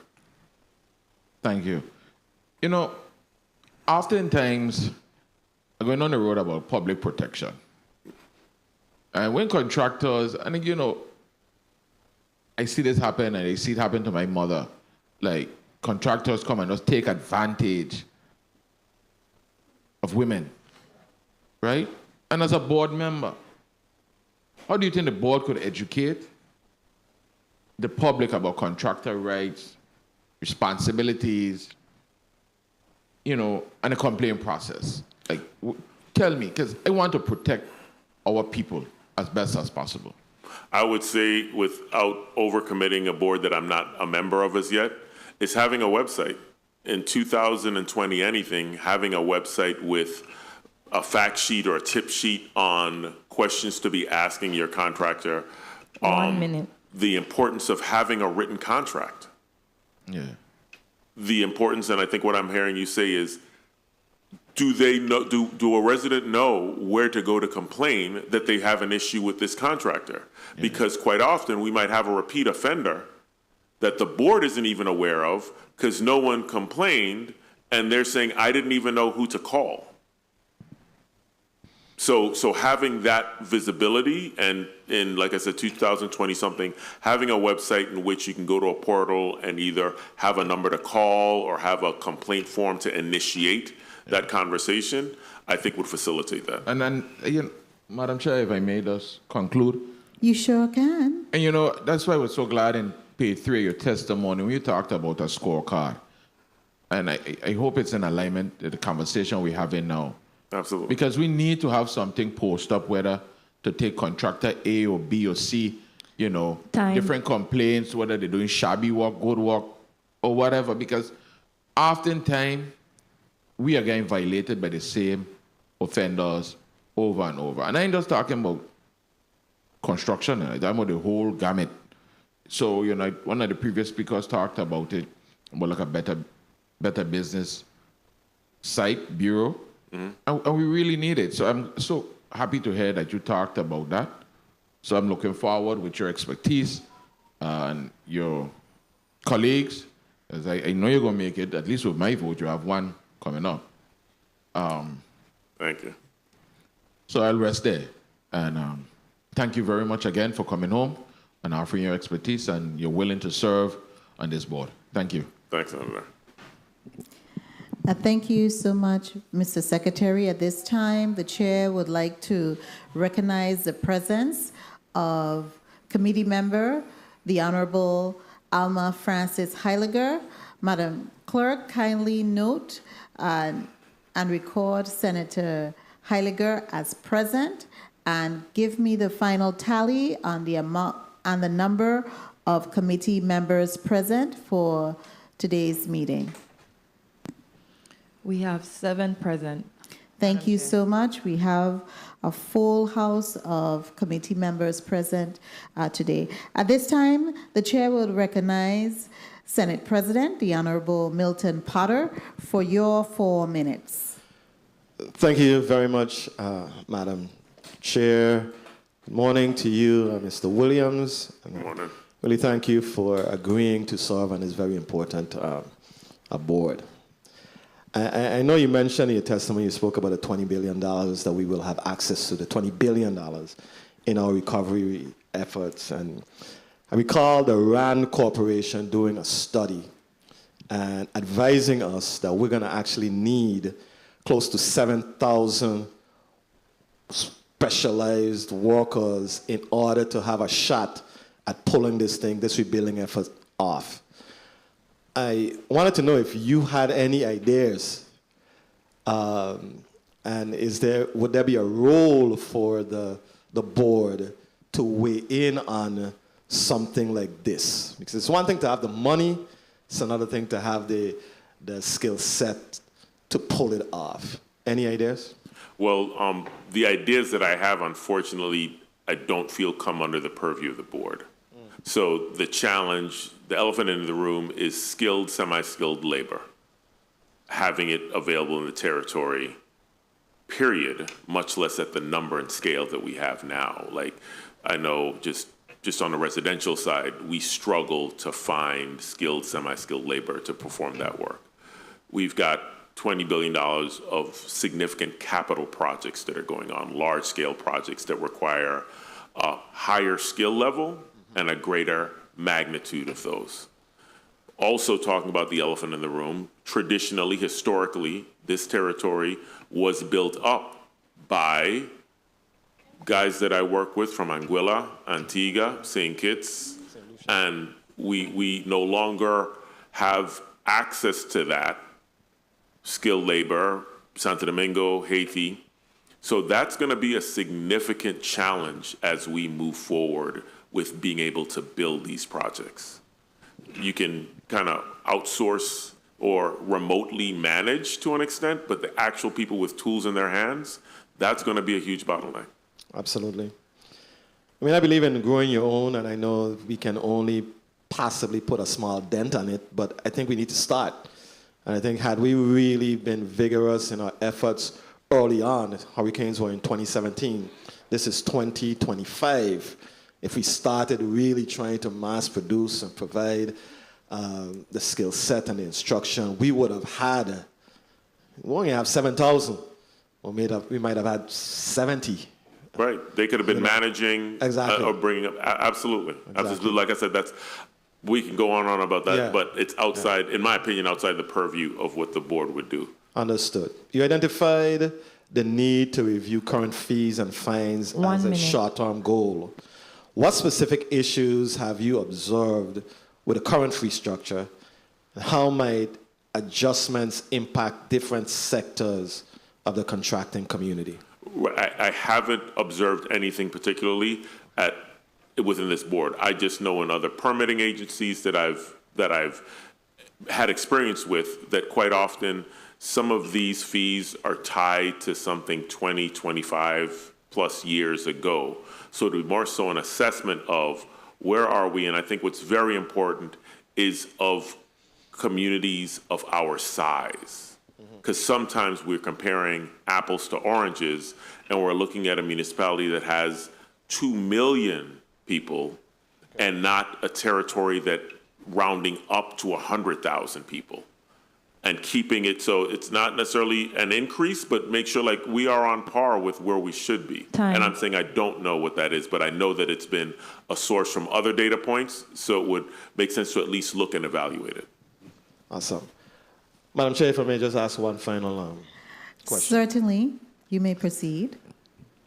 The cost of construction in the territory is one that it brings a level of anxiety to persons who may be interested, young people who may have gone abroad to study, to realistically come back home and have a shot at constructing their dream home. It's quickly fading. We have a lot of one-shot programs that doesn't nearly meet the demand.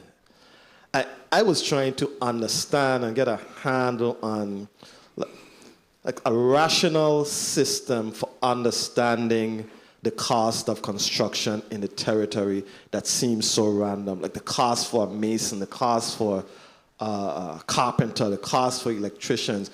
We don't have any sort of standard costing. I don't know anything about the industry, so I'm just, you can correct me, I'm just speaking. It doesn't seem as though we have rational book of, I don't know if it's a means would be what we would use in the States. And yes. And is there room for something like that? I would say the challenge to that is the challenge that we face with everything in the territory. Our scale, our size, and our remoteness. It's an industry that has been looked down on historically. That I don't want my child to be out there working on construction. They need to be in, right. So we are picking those fruits now, where we can't find a plumber, much less a mason, and that vocation wasn't really invested in my opinion, over the years. So here we are now. And to the issue with pricing, I would say, not being simplistic, but it's economics 101. Like, my rate is based on my scarcity and my skill set. And I'm really good at what I do, and you need blocks laid, so here's my price. Yeah. And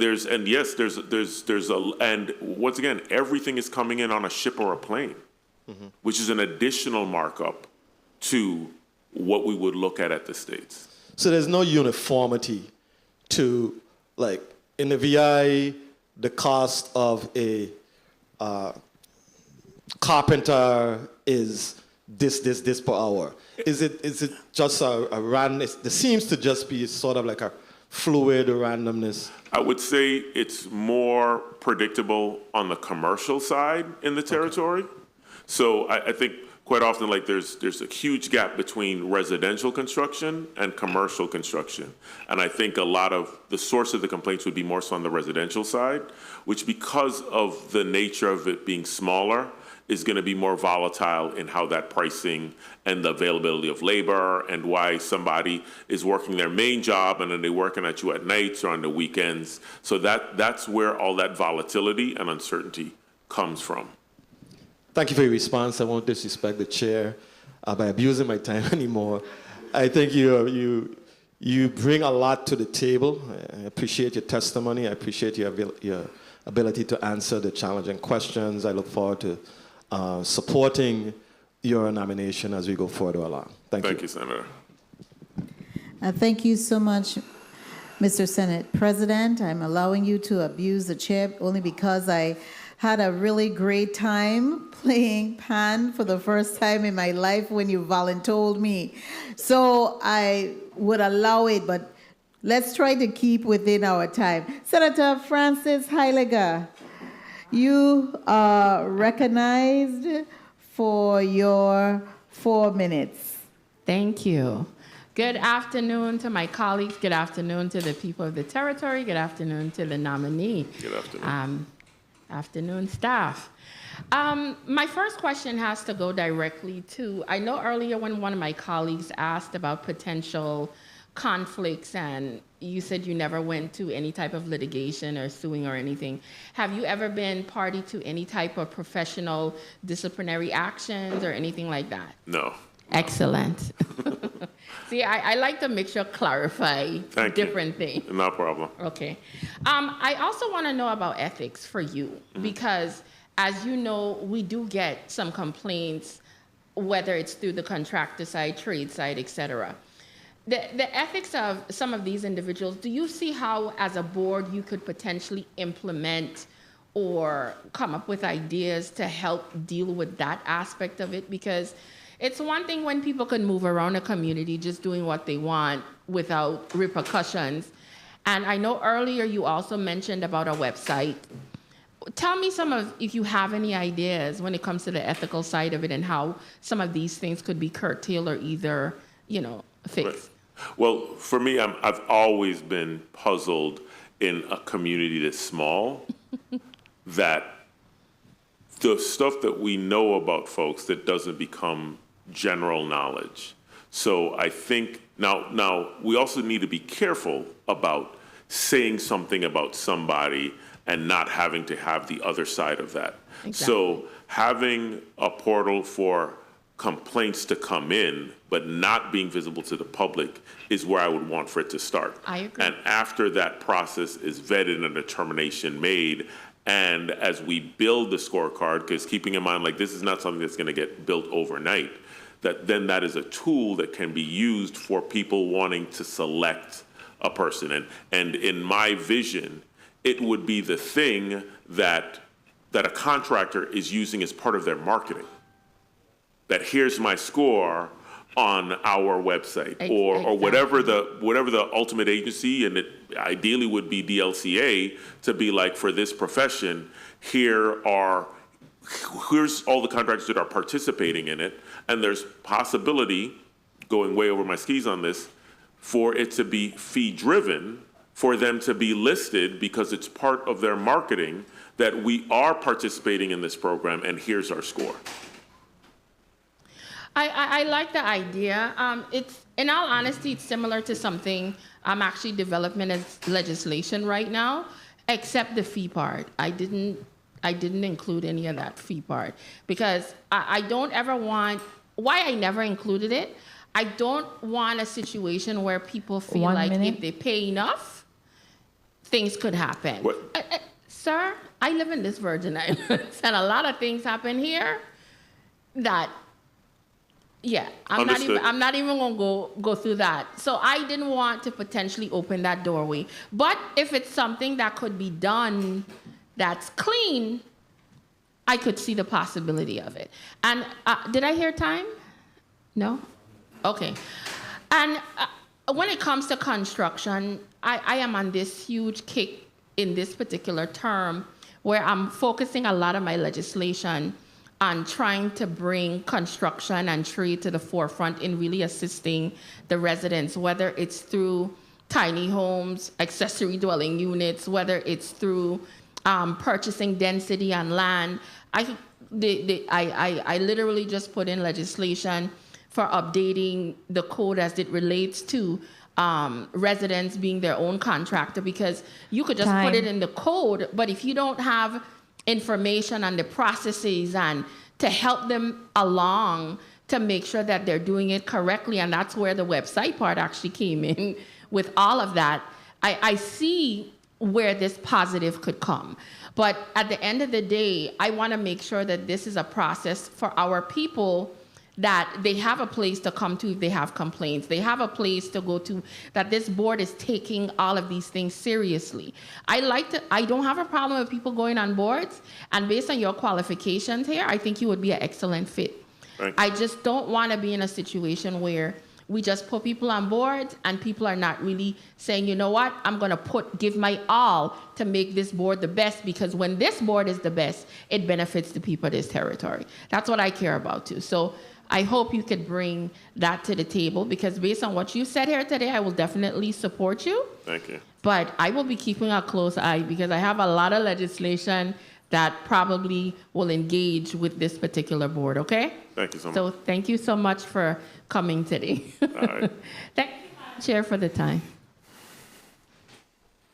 And you are welcome, Honorable Francis Heiliger.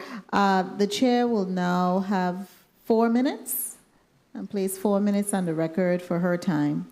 I really want to commend you, Mr. Williams, for saying yes, and for the governor for choosing you as well.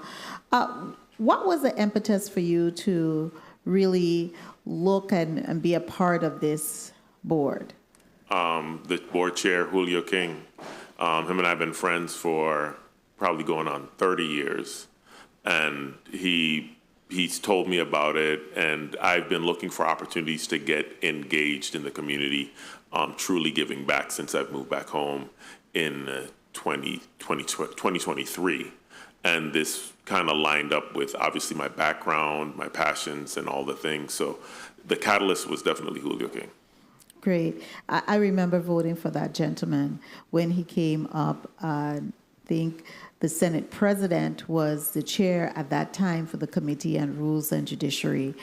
And I've known of his work, and so I really want to really commend him for soliciting you and encouraging you to be a part of this board and to be here in the Virgin Islands, because we are seeing a lot of our really knowledgeable and experts leave the island, and some of them don't come back. The legislature has even shifted the requirements for persons to be on the board, the qualifications, so that individuals who reside off island could also still be a part of boards, certain boards and commission. So I'm glad that you're here. We hope that you would stay and continue to give back to the community that has nurtured and prepared you to be the person that you are today in the field of construction. Now, I wanted to ask you something about one of your statements, and it goes really up my line with your mentorship, because you said you were a part of a mentorship group. How do you see your nomination and your participation, moreover, as a member of this board, being able to mentor other persons, not only young persons, but any other person who may need or who would be interested in becoming a tradesman? Well, I or think, woman, tradesman or woman. yes. I think, unfortunately, there's been a historic stigma associated with walking construction and being out in the hot sun and all the things. And when I work with the ACE mentor, standing for Architecture, Construction, Engineering, it really was an opportunity for students, high school students, to become aware of all of the various careers in the construction industry. From being a draftsman, and as technology advances, you can be a 3D BIM modeling coordinator. 1 minute. That doesn't necessarily require a 4-year college degree. So I think one of the opportunities is I didn't know that I could do such and such in construction. I didn't know that this was actually an entire field within the construction industry, or like I said, architecture, construction, or engineering. I wasn't aware of that. So just allowing students the exposure to this thing that existed. I often joke about, I didn't know what a civil engineer was when I was in 11th grade. I did not know what that was. And then here I am becoming a civil engineer because of a level of serendipity that my father was out at a wedding, and the professor was like, maybe you should look at civil engineering. And I didn't have Google. I had to go to the library to go look up what was a civil engineer, and here I am. Very good. And it's a good thing we had a library at that time that was active and open. We are having some major challenges in that area territorially. I wanted to also ask you a question, because this question is very important, because we want to really boost and increase the number of tradesmen and women. And the governor, in his State of the Territory address in 2025, this year, he mentioned the onset of a technical college here in the Virgin Islands. I don't know where we're going with that yet, but I noted that you taught and prepared other individuals in your technical field to pass the lead. Now, do you see yourself as a teacher? Yes. Yes, I've served as a mentor formally and informally for other younger engineers that I've worked with in the industry, along with teaching and facilitating a class that I had when I worked in corporate America. Great, because what we're looking at is that if we're going to really be serious about opening a technical college to provide those technical skills that are in dire need here, and hopefully once those persons graduate, they're going to need people like yourself and like Mr. Julio King and like former Commissioner of Public Works, I believe his name is Williams, Raymond Williams' brother, to also be able to pass it on. For me, I know Mr. Secretary, he is an academically learned educator. And so it sometimes you don't have to have that or pass the praxis and all of those things to those criteria to teach.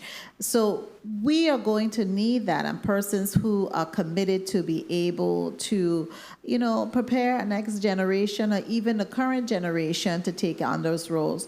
What are your thoughts? Have you ever participated or taught at any technical school?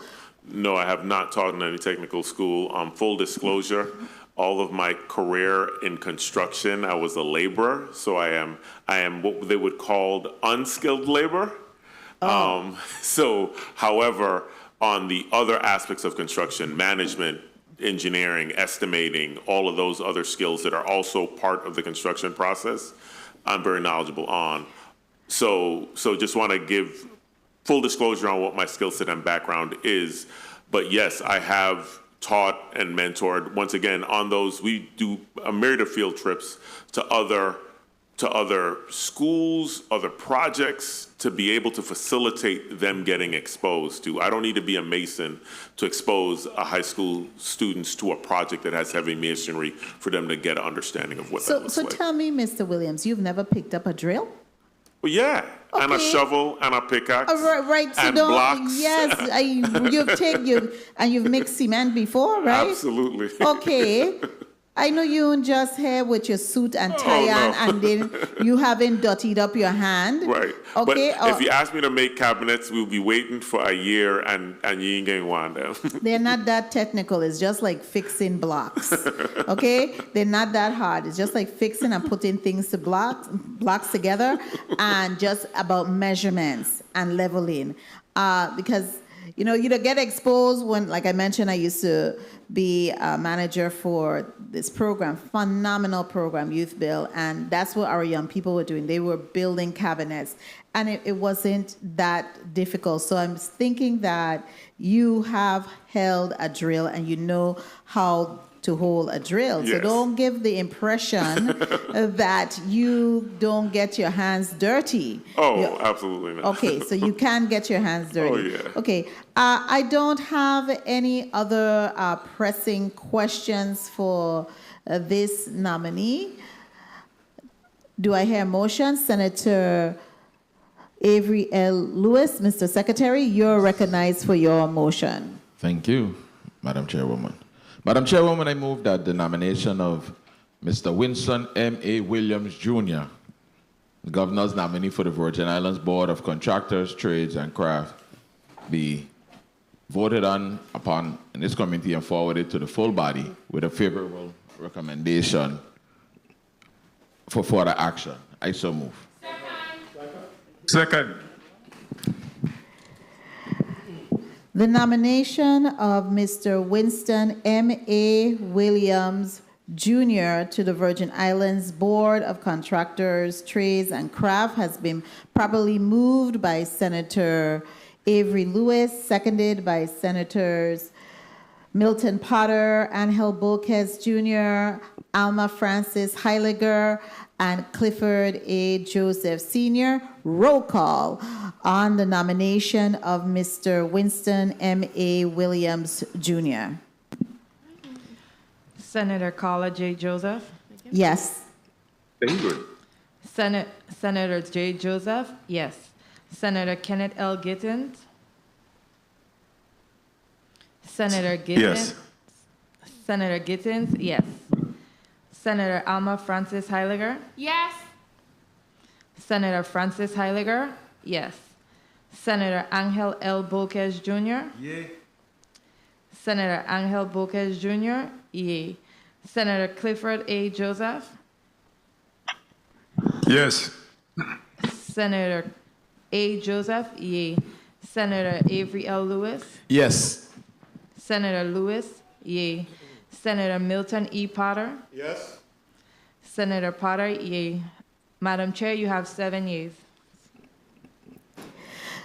The governor's nominee, Mr. Winston M.A. Williams, Jr., to the Virgin Islands Board of Contractors, Trades, and Craft has been favorably voted upon in the Committee on Rules and Judiciary and will be forwarded to the full body for further action and consideration.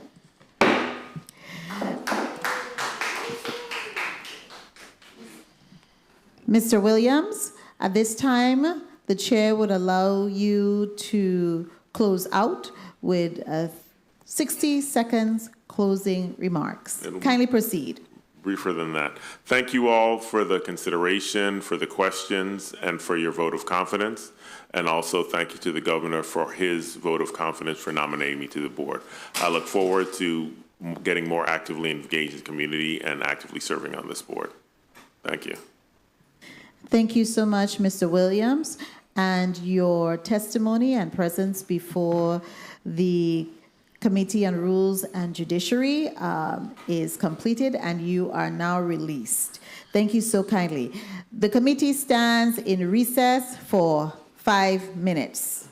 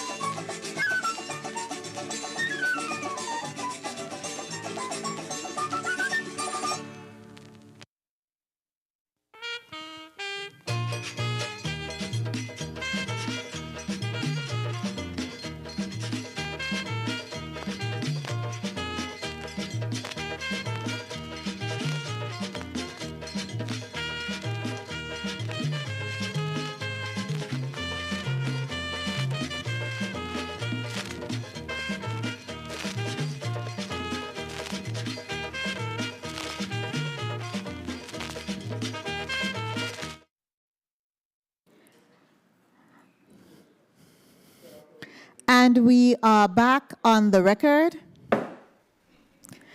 Madam Clerk, kindly proceed with reading Block 3 of today's agenda into the record. Block 3, 2 o'clock p.m. to 3:30 p.m., Mr. Kirk Callwood, Governor's nominee, Banking Board of the United States of the Virgin Islands. Madam Chair, this concludes the reading of Block 3. Thank you so much, Madam Clerk. We've been moving really rapidly this morning, and so that allows us to speed up your time. And my members said we should push through lunch even so that we could finish hopefully earlier than we anticipated and continue to do some additional work. So with all that being said, nominee Callwood, and I should actually say the Honorable Kirk Callwood, because you are a former commissioner and the former Commissioner of Finance, the Honorable Kirk Callwood. We really appreciate you coming a little sooner than we had planned you to be here for. So at this time, I'm going to ask you to stand and raise your right hand as I proceed in swearing you in. Do you solemnly affirm, under penalty of perjury, that the testimony you will give to this committee will be the truth, the whole truth, and nothing but the truth, to the best of your knowledge and belief? I do. Thank you so kindly. Please be seated. The Honorable Kirk Callwood, you are now afforded the opportunity to read your testimony into the record. Good afternoon to the Chair of the Committee on Rules and Judiciary, the Honorable Senator Carla J. Joseph, Vice Chair Senator Kenneth L. Gittins, and esteemed committee members Senator Milton E. Potter, Senator Avery L. Lewis, Senator Angel L. Bolquez Jr., Senator Alma Francis Heiliger, and Senator Clifford A. Joseph. To all other honorable senators present, members of the public in attendance or viewing remotely, and to my family, friends, and supporters, thank you for being here. I am Kirk Callwood Sr., and I am honored to appear before this body today as Governor Albert Bryan Jr.'s nominee to serve as a member of the Banking Board of the United States Virgin Islands representing the District of St. Thomas St. John. I extend my deepest appreciation to Governor Bryan for his confidence in me and for entrusting me with the opportunity to continue serving the people of this great territory in a regulatory and fiduciary capacity. First and foremost, I give thanks to Almighty God for his guidance, grace, and continued presence in my life. I am forever grateful to my parents, Keith Callwood Sr. and Priscilla Eileen Callwood, both of whom served the people of the Virgin Islands with dignity and retired from government service here in the Virgin Islands.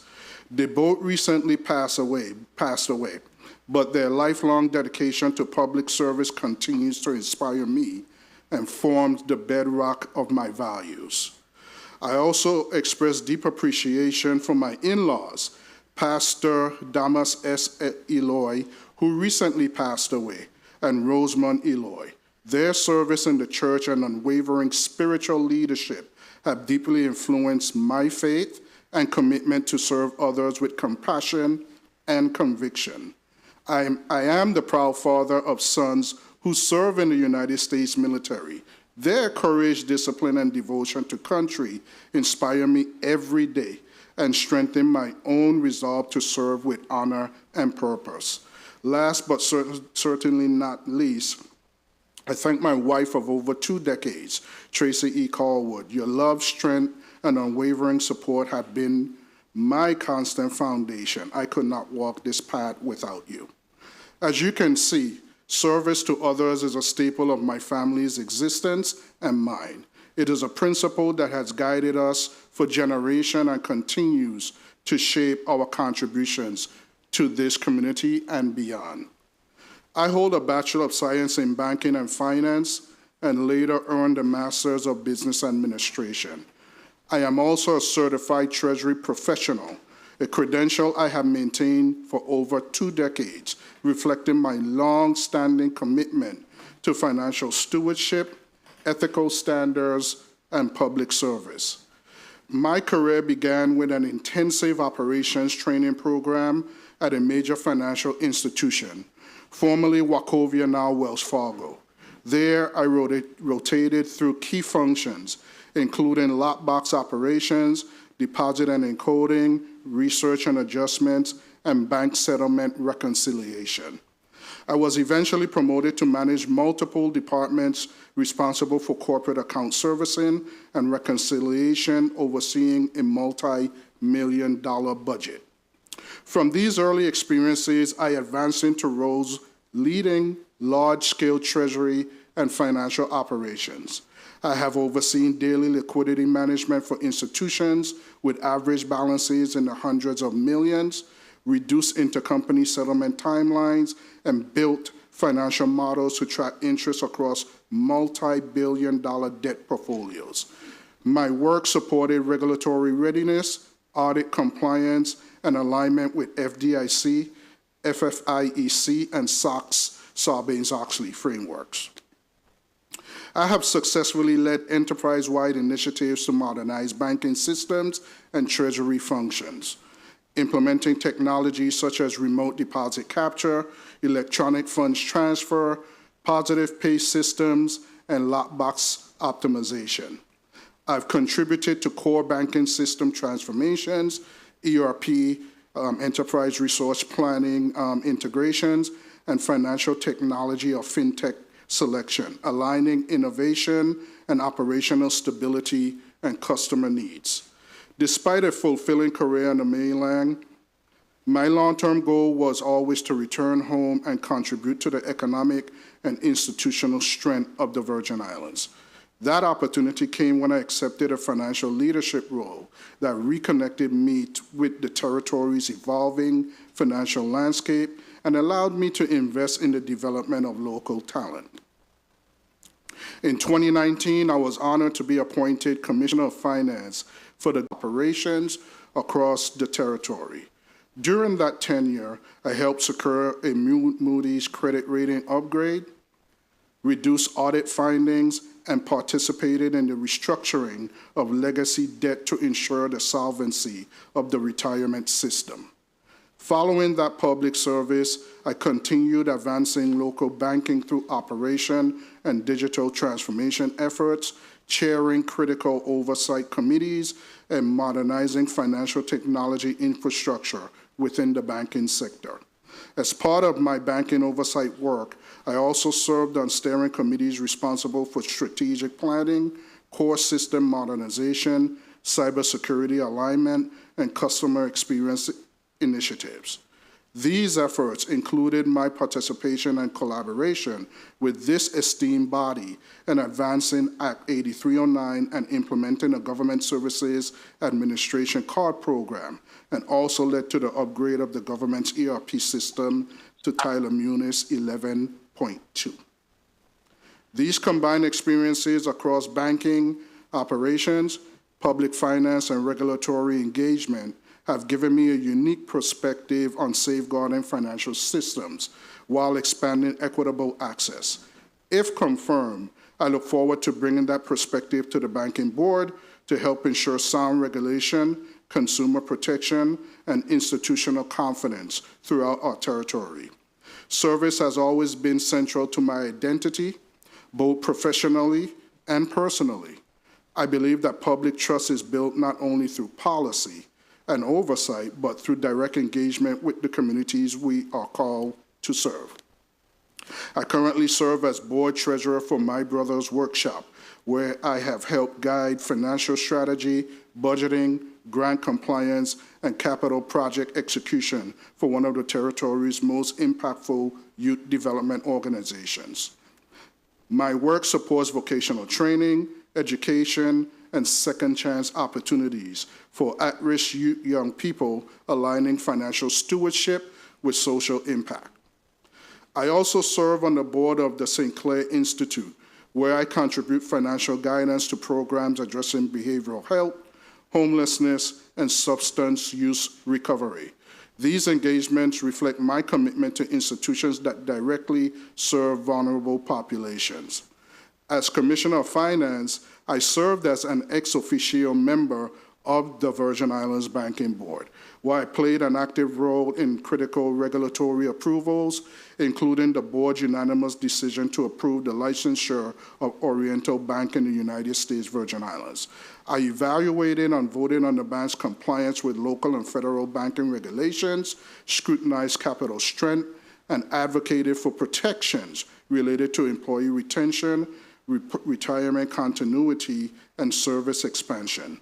My contributions ensure that the board's regulatory oversight balance institutional stability with equitable service to our residents. As a proud member of the Theta Epsilon chapter of Alpha Phi Alpha Fraternity Incorporated, I've helped lead initiatives that promote education and civic awareness, including reading programs at Joseph Gomez Elementary School and hosting public candidate election forums to encourage informed voting. My civic life included the Rotary Club of St. Thomas II, where I have served as president, treasurer, and fundraising chair. These roles have allowed me to lead service projects, mentor youth, and mobilize resources for island-wide development. Through these collective experiences spanning public service, nonprofit governance, and grassroots engagement, I've learned that effective financial regulation must be principled and people-focused. If confirmed, I will bring that same commitment to the Banking Board, ensuring our oversight reflects the needs and values of the people we serve. As prescribed in the Virgin Islands Code Title III and Title IX, the Banking Board is responsible for licensing banks, examining their conditions, ensuring compliance with federal and local laws, and protecting depositors and public interests. These duties guide my approach to financial oversight. My vision for service on the Virgin Islands Banking Board is rooted in a simple but powerful principle, that our financial system must be safe, fair, and accessible to all territory residents. As the financial landscape evolves, driven by digital transformation, changing risk environments, and new forms of consumer interaction, our regulatory posture must evolve with it, without compromising transparency or trust. As a former Commissioner of Finance and a practitioner in banking and treasury operations, I understand the balance required between institutional soundness and community confidence. I also recognize the need to build regulatory capacity in ways that are proactive, data-informed, and attuned to emerging risks from cyber threats to financial institution practices. If confirmed to the Banking Board, I will be committed to the following short-term goals. Support the Division of Banking, Insurance, and Financial Regulation in strengthening examination practices and interagency coordination. Ensure fairness in market entry by maintaining a clear, consistent, and rigorous licensing process for all financial institutions. Expand oversight of consumer complaints and resolution tracking, leveraging feedback from the public to inform policy decisions. Encourage local banks and credit unions to optimize transparency in disclosures, particularly around fees, loan terms, and account access. My long-term goals include promoting inclusive financial innovation, supporting fintech applications and digital banking models that are locally relevant and regulatory compliant, improving access to capital for small businesses and historically underserved communities through partnerships, monitoring CRA obligations, and data analysis, reducing financial exploitation of vulnerable populations, especially the elderly, by advancing protections, educational initiatives, and compliance enforcement per the board's outreach materials. Institutionalizing risk assessment frameworks that anticipate systemic vulnerabilities and position the board to act preventatively rather than reactively. Ultimately, I believe the board must act not only as a gatekeeper, but as a strategic partner, collaboratively with financial institutions while safeguarding the interests of Virgin Islanders. Consumer protection and regulatory integrity are not competing values. They are twin pillars of a resilient financial system. In every role I've held, whether as a public servant, financial executive, or community volunteer, my guiding principle has been service with integrity. I understand the responsibilities that come with regulatory authority. I do not take lightly the trust placed in those who safeguard the public's financial well-being. If confirmed, I will bring to the Banking Board not only technical expertise in finance and regulation, but also a deep respect for transparency, fairness, and accountability. I am committed to ensuring that our financial institutions remain sound, that our residents are protected, and that both rigor and compassion guide our regulatory processes. I appreciate the confidence shown by Governor Bryan in this nomination and thank each member of the committee for your time, consideration, and service to the people of the Virgin Islands. I am happy to answer questions you may have. Thank you so much, Honorable Kirk Callwood. We received your nomination in this body from the governor on March 26. We are still awaiting some documents, but we will proceed because that's not on you relative to our due diligence, and we're hoping that we will be able to get them within this week or the following week, but definitely prior, should you be favorably voted upon in this committee before you come to our legislative session. I want to note in the governor's transmittal of your nomination, he indicated that you bring a wealth of experience through having served in the following notable capacities: Chief Operations Officer, Vice President of Merchants Commercial Bank, Co-CEO and Chief Internal Operating Officer of International Capital and Management Company, Commissioner of Finance, ex-official member of the Public Finance Authority Board of Directors, the Virgin Islands Board of Tax Review, the Tax Study Commission, the Virgin Islands Lottery Commission, and the Banking Board of the United States Virgin Islands. So you've served on the Banking Board before in your capacity as Commissioner of Finance, correct? Correct. Good. And you are familiar with, very familiar with the operation of the Banking Board. Correct. At this time, with those answers, I will allow our at-large senator, the Honorable Angel Bolquez Jr., to proceed with his 4 minutes of questioning. Thank you so much, Madam Chair. I'm ready to vote, but I'm good. I'm going to do what I got to do. Good afternoon, Madam Chair. Good afternoon, colleagues, and good afternoon to the listening and viewing audience, and of course, our nominee, which I'm ready to vote for right now, Mr. Callwood. How are you doing, sir? Good. Good afternoon. Yes, I do want to ask some questions, though. You definitely have more than the experience required for this position, in my opinion. But some of the things that are important and relevant to discuss or to ask you in the financial landscape that we have before us, which is rapidly evolving with digital banking and fintech, as you mentioned. And fintech is basically short for financial technology, which refers to technology that delivers financial services or products more accessibly or cost-effective than what would be considered traditional banking methods. And, we have cryptocurrency now. We have access to banking institutions outside of the territory that might offer higher savings interest rates, lower mortgage percentages, instant lending online without having to even go through an individual with customer service, and even investment platforms.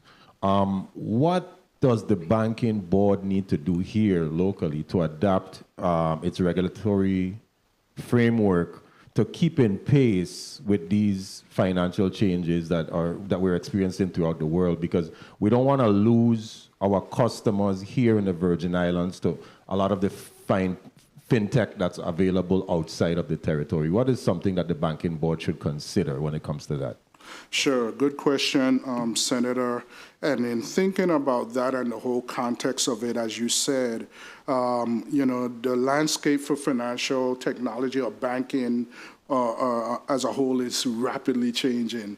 And I think some of the things that the banking board should engage in from a risk and opportunity standpoint are looking at the different currencies, cryptocurrency, or even more so blockchain. Not to say that it can be readily adopted, but how does it put the Virgin Islands in a more competitive advantage to be able to compete with mainland and, as you mentioned, global financial institutions, because, the services that are provided in those jurisdictions draw people to those jurisdictions.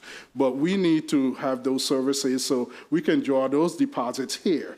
And if there's deposits domicile within the Virgin Islands, we can use those deposits for various reasons, lending, for economic development and opportunities, which will definitely be an advantage for the Virgin Islands. So building that competitive advantage. Yes, definitely, and I appreciate that answer because I wouldn't call us, we're not a tax haven per se, but we do attract economic development companies here that do business here. Yeah. And of course, they have their requisites when it comes to providing scholarships or different initiatives for our people.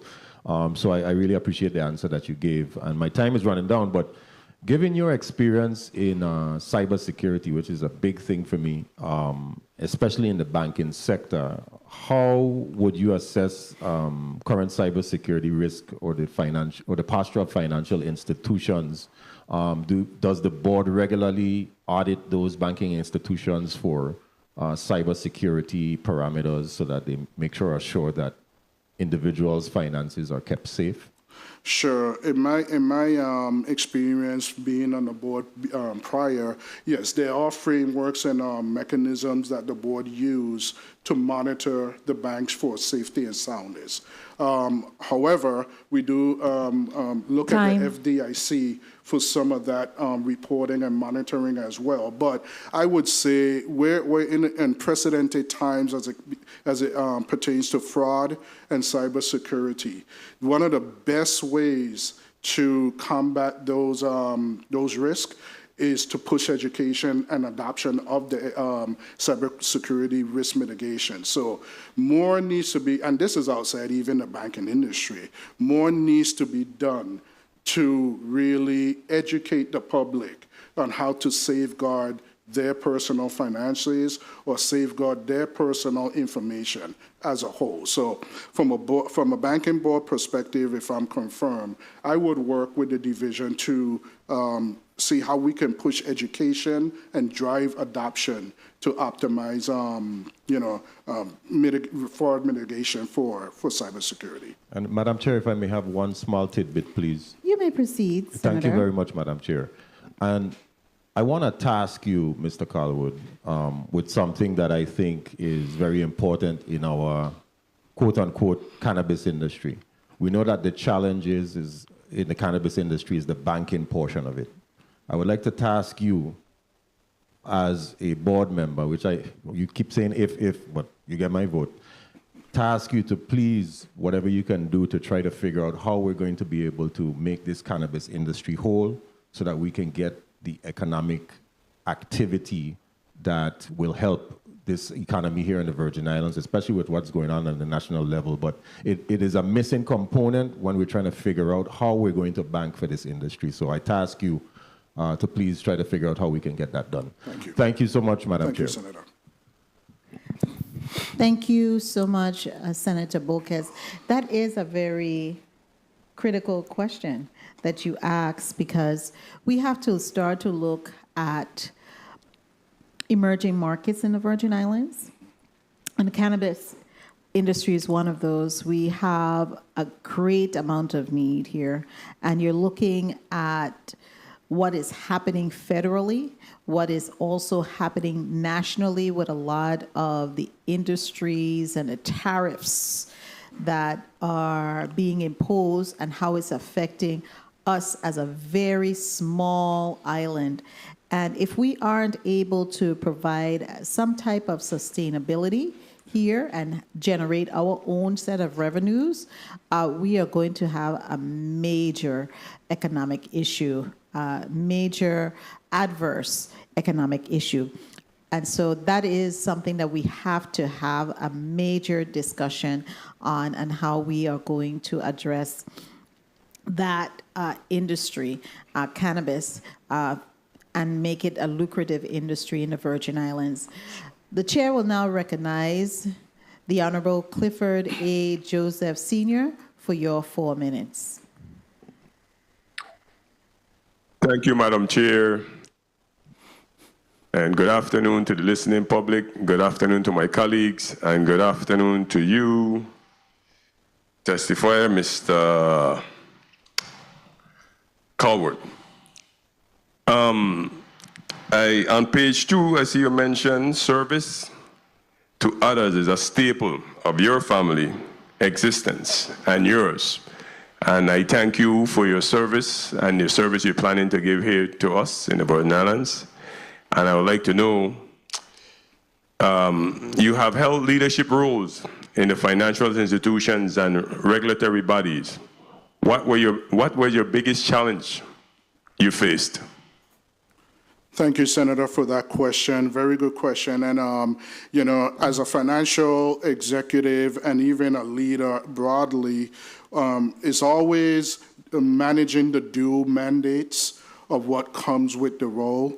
However, you know, from a financial executive perspective, I look at, you know, it's not, numbers are exact, but it's not an exact science when you're managing the benefits of managing funding with the public good, or even in a private company, the shareholders.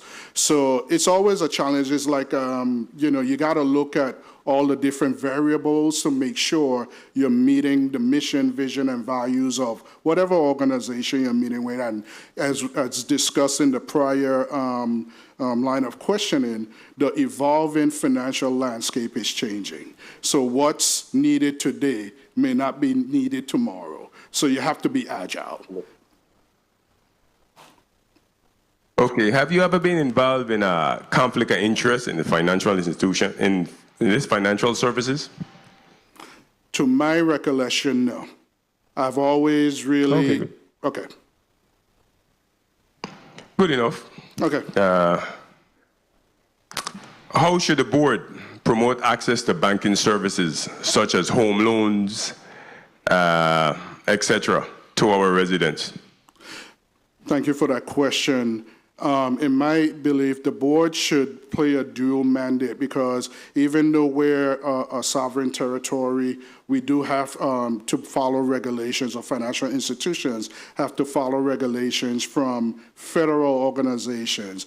So, you know, it's really partnering and collaboration with understanding what's required on the federal level, understanding the landscape of the territory, the United States Virgin Islands, and working with our partner institutions here to make sure when they're providing loans or bank accounts, that their credit standards and their bank account opening standards are not hurting, but helping, but optimizing all of those services for the community.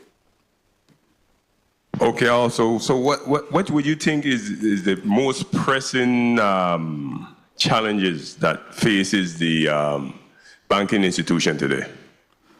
Here in the Virgin Islands, there's a multitude. I wish I could just tell you what, but for the most part, we need to be able to attract solid deposits here.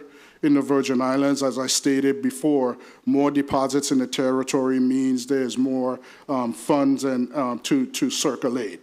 The other part of it that I've seen is around the lines of elder abuse, those type of things, making sure our underserved populations in that particular arena is properly protected, and that we build the trust with the community.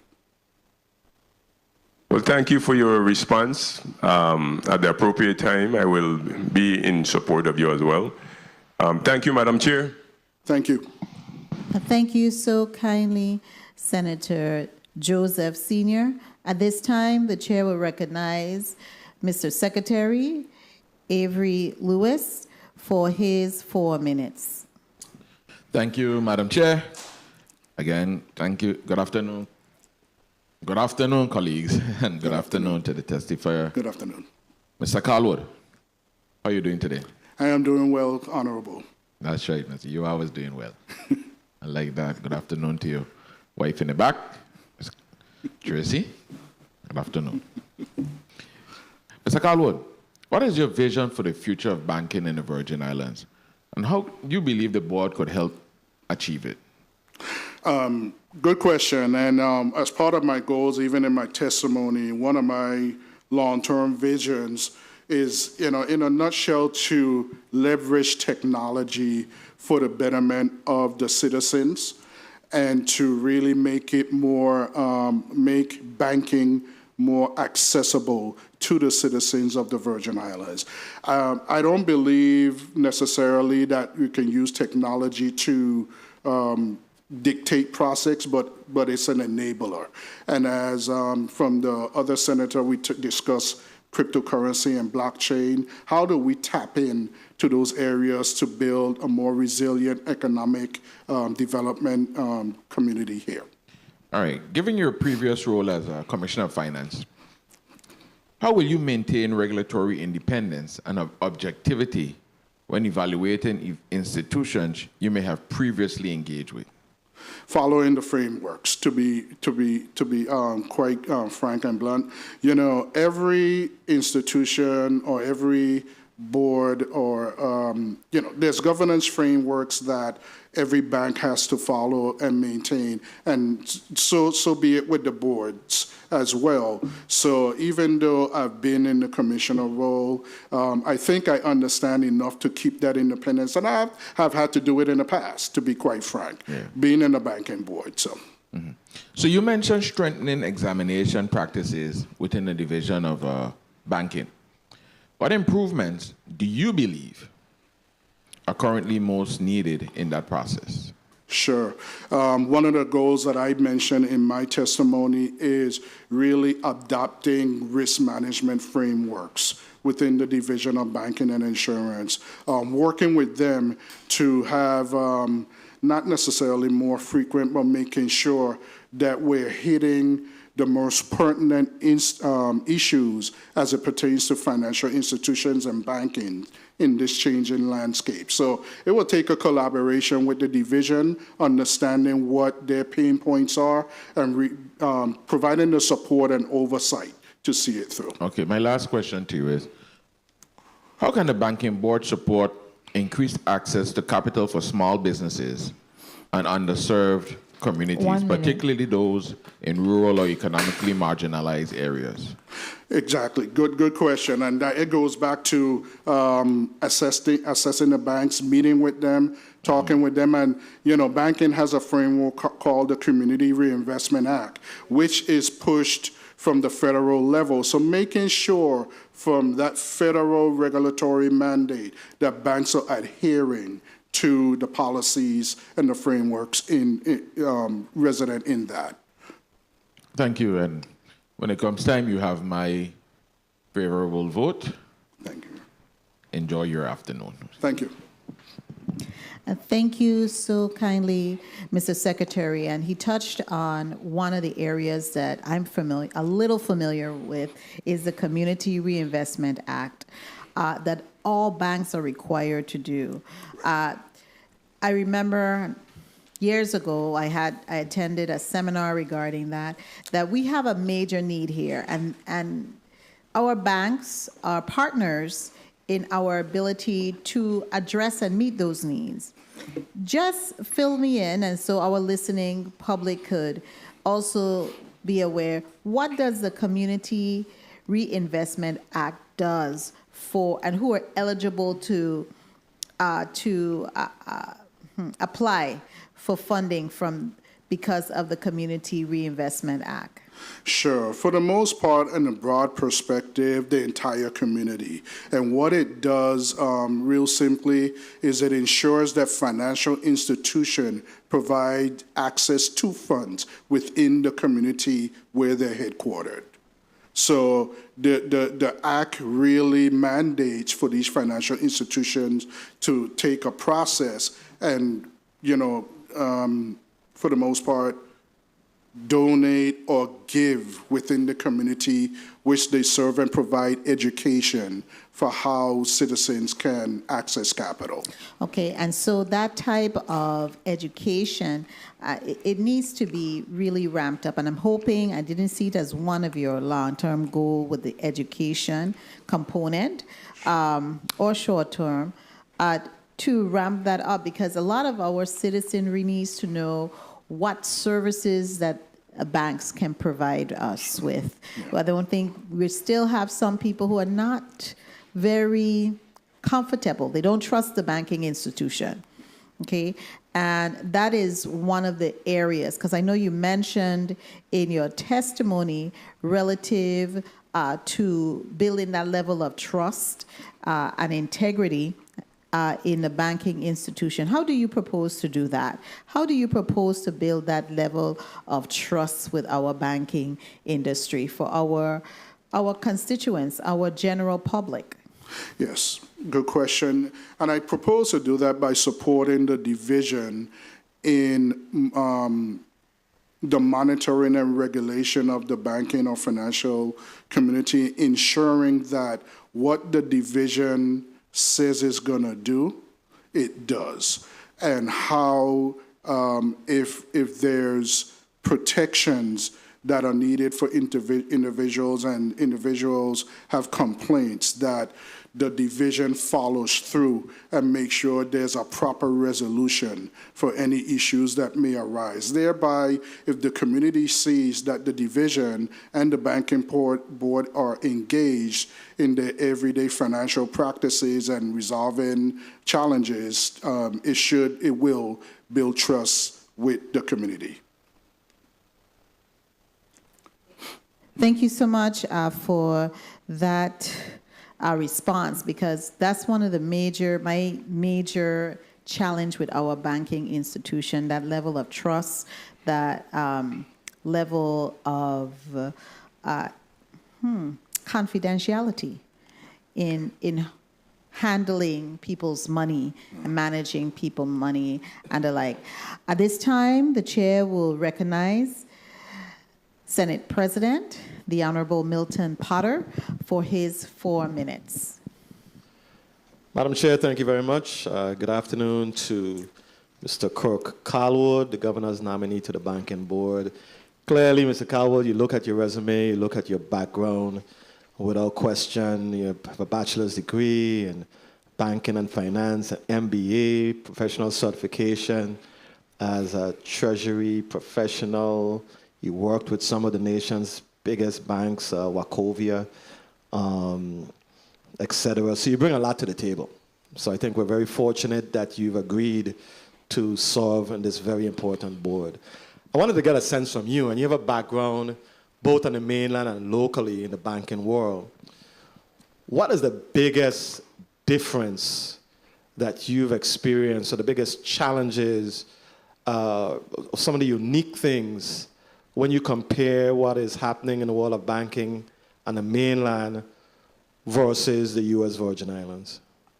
Sure, and I'll tell you, from a banking perspective, even when I banked on the mainland, it was a different time. And now, as we can see, banking and financial regulation, financial services have shifted very much so over time. But, I think it's really rooted in that dual mandate of how you can optimize the banking industry or the banks to be able to provide businesses and services to the community with the protection and balance it with the protection. So the biggest difference is, I think we need to look at our regulatory framework.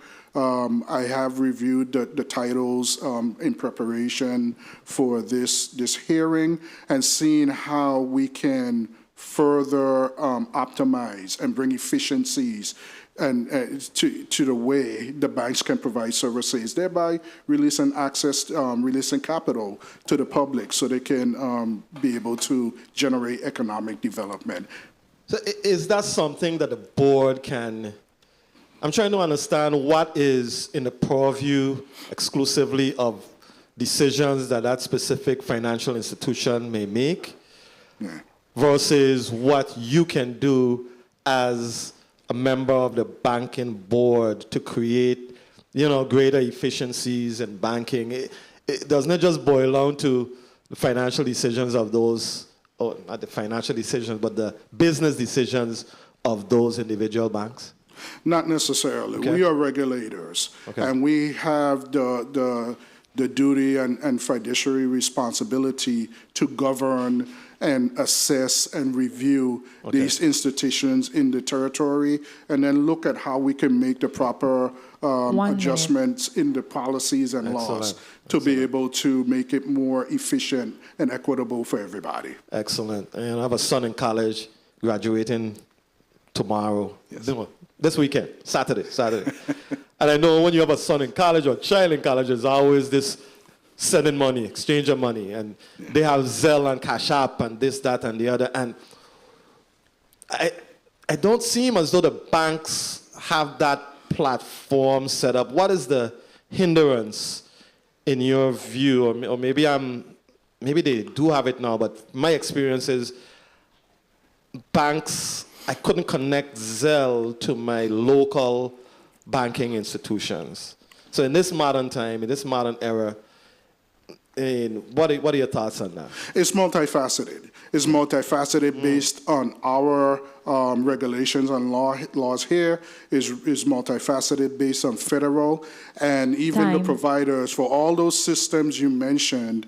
There's a back-end, I would say, private entity provider that provides those services and may sell those services to other financial institutions. And the question is, can they provide those services in this territory? That's always a challenge and something that needs to be looked at. And as a banking board member, that's an area that we can partner with financial institutions here to see how we can, I would say, open the spigot for those type of services. Excellent, excellent. Finally, Madam Chair, how would you assess the level of competition in the banking industry here in the U.S. Virgin Islands? I mean, is there room for additional banks to enter the marketplace? Is there a benefit? Would there be some benefit to us, as customers and persons who deal with banks? What are your thoughts on that as far as competition? Sure. I would say there's opportunity for additional services. I'll make it a little bit broader because while you did mention the territory of the Virgin Islands, just to know, we do compete with the rest of the world, and that's where it is. We need to be competitive with the other jurisdictions and how we provide services to the rest of the world, the globe. So. Thank you for your response, Madam Chair. Thank you for the flexibility. Senator Avery Lewis, you're recognized for your point of inquiry. Good afternoon again, Mr. Callwood. Just following up on a line of questioning from the previous speaker, just to educate the community. The Board of Banking, being that you're the regulator, per se, you cannot go out and solicit other banks to come here, right? That's a good question. I know that's something we never did when I was there previously. I'll be honest to say that's something I will want to look into if I'm on the board, but I don't see it being an issue in my understanding of us talking to other banks outside the territory. But again, is really about, for my thinking, is less about having a name and more about providing the requisite services needed here. Yeah. The reason why I asked that question is because I take the board to be like the overseer and the regulator. Yeah. So, I think I don't want to put words out there until we research it. Just to be a conflict, being that you're the regulator and then you're bringing in X bank or B bank or whatever. So I'm just curious to know if that, at some due time you respond in the future. Will do. Thank you. Will do. And thank you so much, Senator Lewis. The chair at this time will recognize the Honorable Alma Francis Heiliger for her 4 minutes. Good day to my colleagues once again. Good day to the testifier, nominee. Good day to the people of the territory and staff. I want to tap into an aspect of banking that we see some banks are heading into right now when it comes to cryptocurrency. What are your thoughts about that and it potentially starting to come here to the territory? Do you think we have the capacity with the banks we do have to potentially start to integrate this, or do we have to potentially move cautiously? What are your thoughts around that whole industry? Because I know some banks have already started to try to integrate some sorts of it in payment, et cetera. So tell me your thoughts on that. Good question, and that is a hot topic that I've heard even just walking the streets and talking to other people. And I would say that it's somewhat in its infancy stage. You can see on the federal level, they're still trying to figure out how to properly, use that tool of cryptocurrency and blockchain to be able to serve constituents. So are banks here capable of providing or working in that space? I would say they have the framework that's there as being a federally regulated or chartered institution, whether they're chartered by the Federal Reserve Bank, FDIC, or the Office of Comptroller Currency. They would have the framework, but it would be in following what the federal regulations or federal regulators are wanting to do. Okay. I know one of the previous speakers spoke about payments being tied to banks, the payment facilitators, like whether it's PayPal, Zelle, Cash App, or whatever. I know, for example, with one of my banks, you have a direct link. They are actually tied into my bank account with Zelle. Yes. So if I pay something with Zelle, I could go on into my account, and if I want to make a payment from my account, or I could go and select Zelle within that account and say I want to pay via Zelle. So I know some of them do have it tied in. So I want to know, what are your thoughts locally? Because I know on a national scale I've seen this, but from a local standpoint, I don't see it locally. So I'm trying to figure out, is that something they have to come to you guys to get regulated for them to now add this additional type of payment to their system? Or you guys just, go along? How does that work? Well, they would have to go to the division. Okay. Of course, they're the licensing body for financial institutions and such. 1 minute. Payment institutions that may be interested. But from the standpoint of those different types of currency or payments, it's really looking at the provider. I'll give you an example. Without trying to call names, from a credit card perspective, different credit card providers which you may see, the Visa, MasterCard, American Express, so forth, they have licenses in specific jurisdictions, which may promulgate where and how they can provide businesses or services to the citizens of that territory. So it's a little bit more complex, but to your point, it would take the division with the board oversight to really tap into that, to see how we can get those type of services here. Does the banking board monitor credit unions as well? Yes. Okay. And this is a question that I'm going to tie to the cannabis industry. Okay.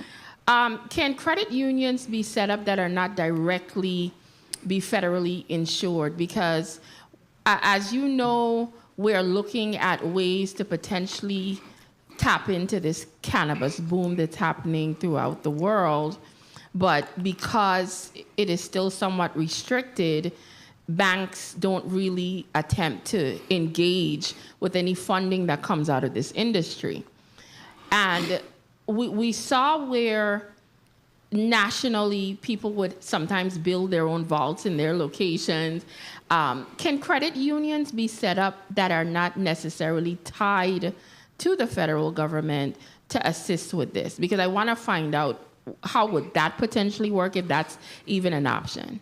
Yeah, that's the broader question with that. Though, would you bank with a credit union that's not federally tied or federally insured? I would, because if I have $1 million in the bank, all they're covering is $250. So it don't really matter, to be honest. They're not really doing us a favor personally, if you have that amount of money. Yeah. Now, if it's a smaller amount, I could see people, but when you get into the cannabis industry, it's potentially millions of dollars. So that's a whole different ball game. That's a thoughtful question, and that's an area that would have to be explored.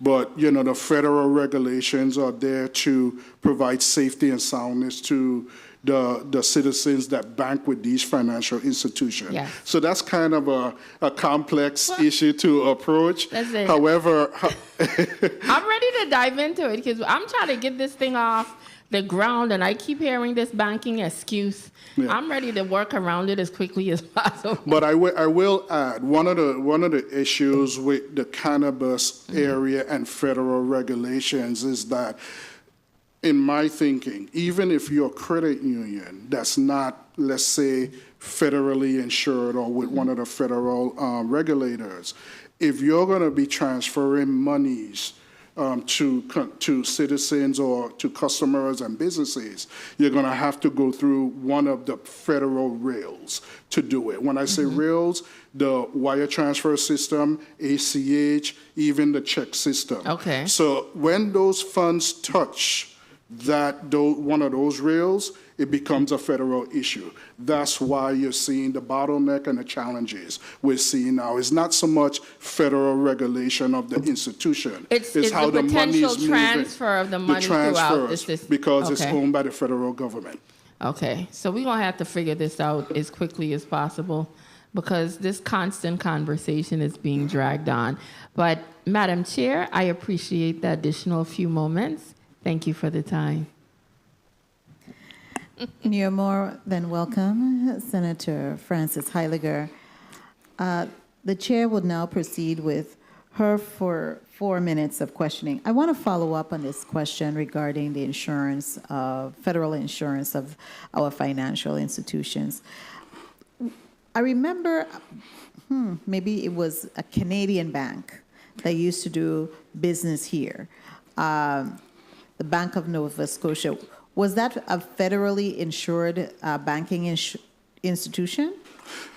From my recollection, they would have to get a federal charter with one of the federal regulatory agencies to be able to do business within the United States. Within the United States.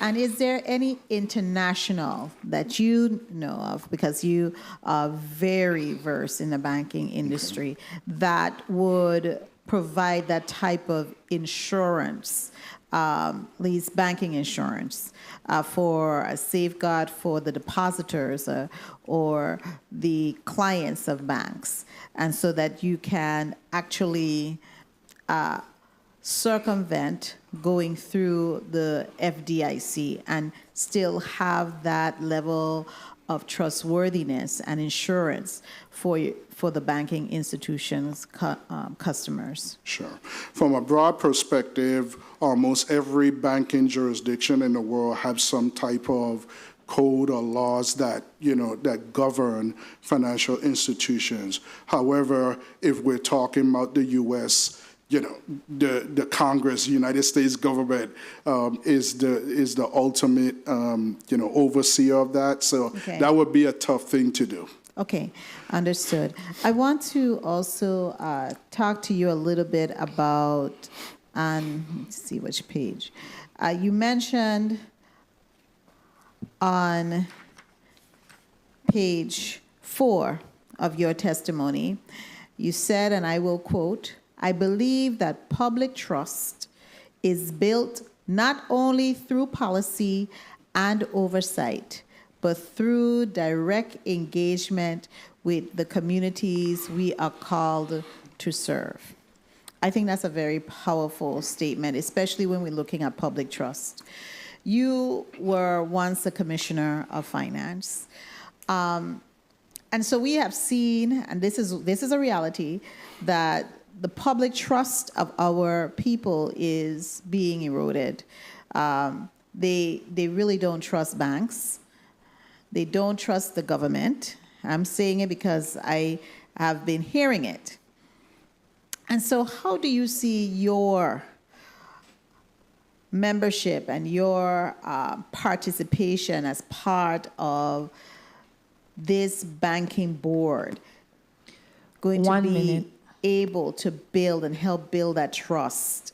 How do you see you can do that? I mean, I know you can't do it by yourself.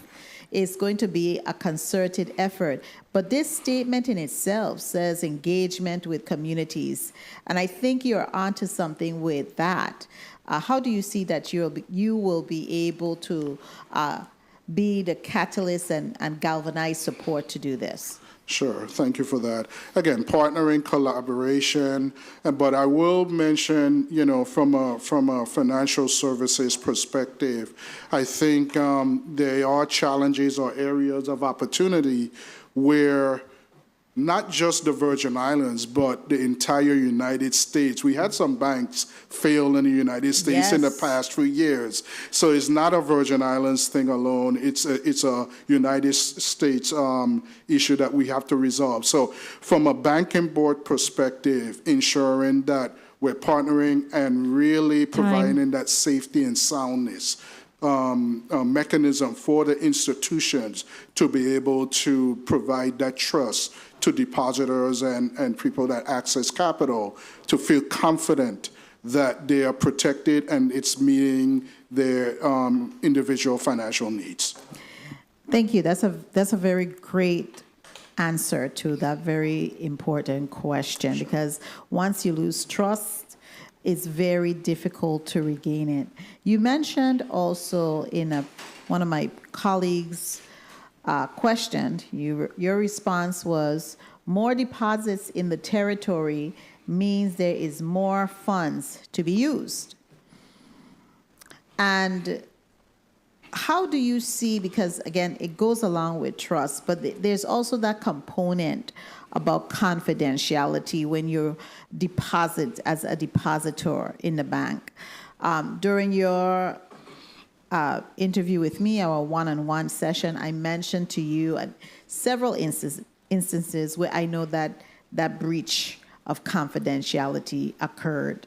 And it was told to me, it was one of my mentees, and she had an incident where one of her family members, were able to find out how much money she had in the bank without her giving the bank authorization to find out that amount. And I think that plays a major role because we're such a small community.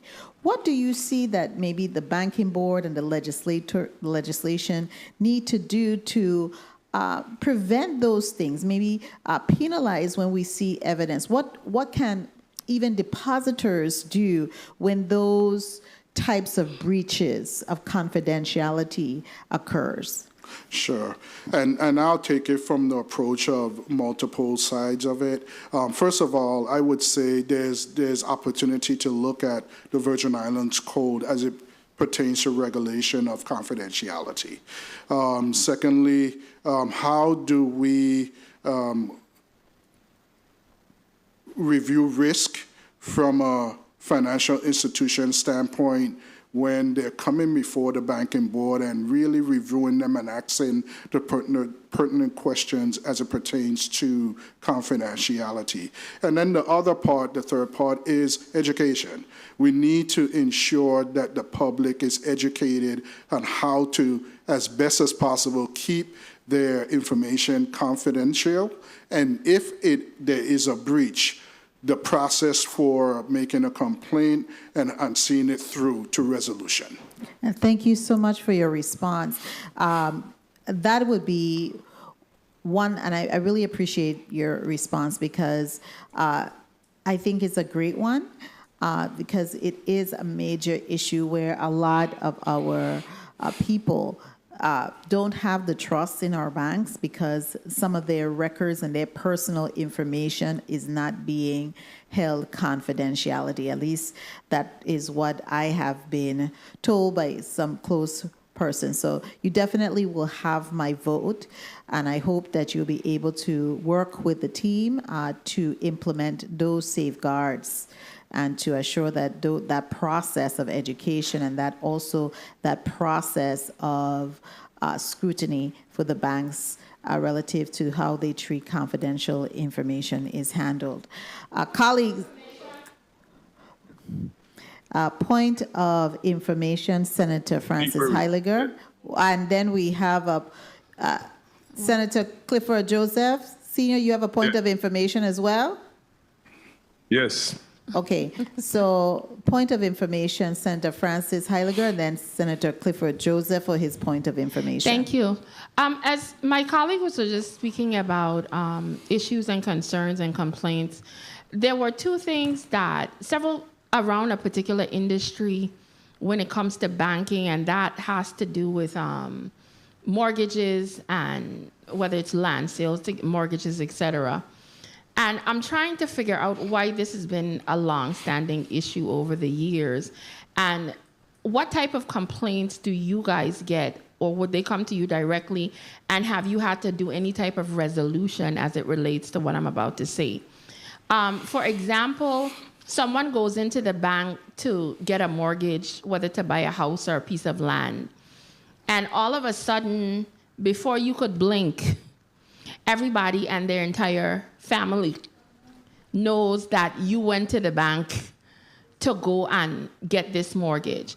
And sometimes there are situations where because this land might not have been readily out in the real estate market, all of a sudden you have real estate agents contacting the owners, and it turns into this huge situation.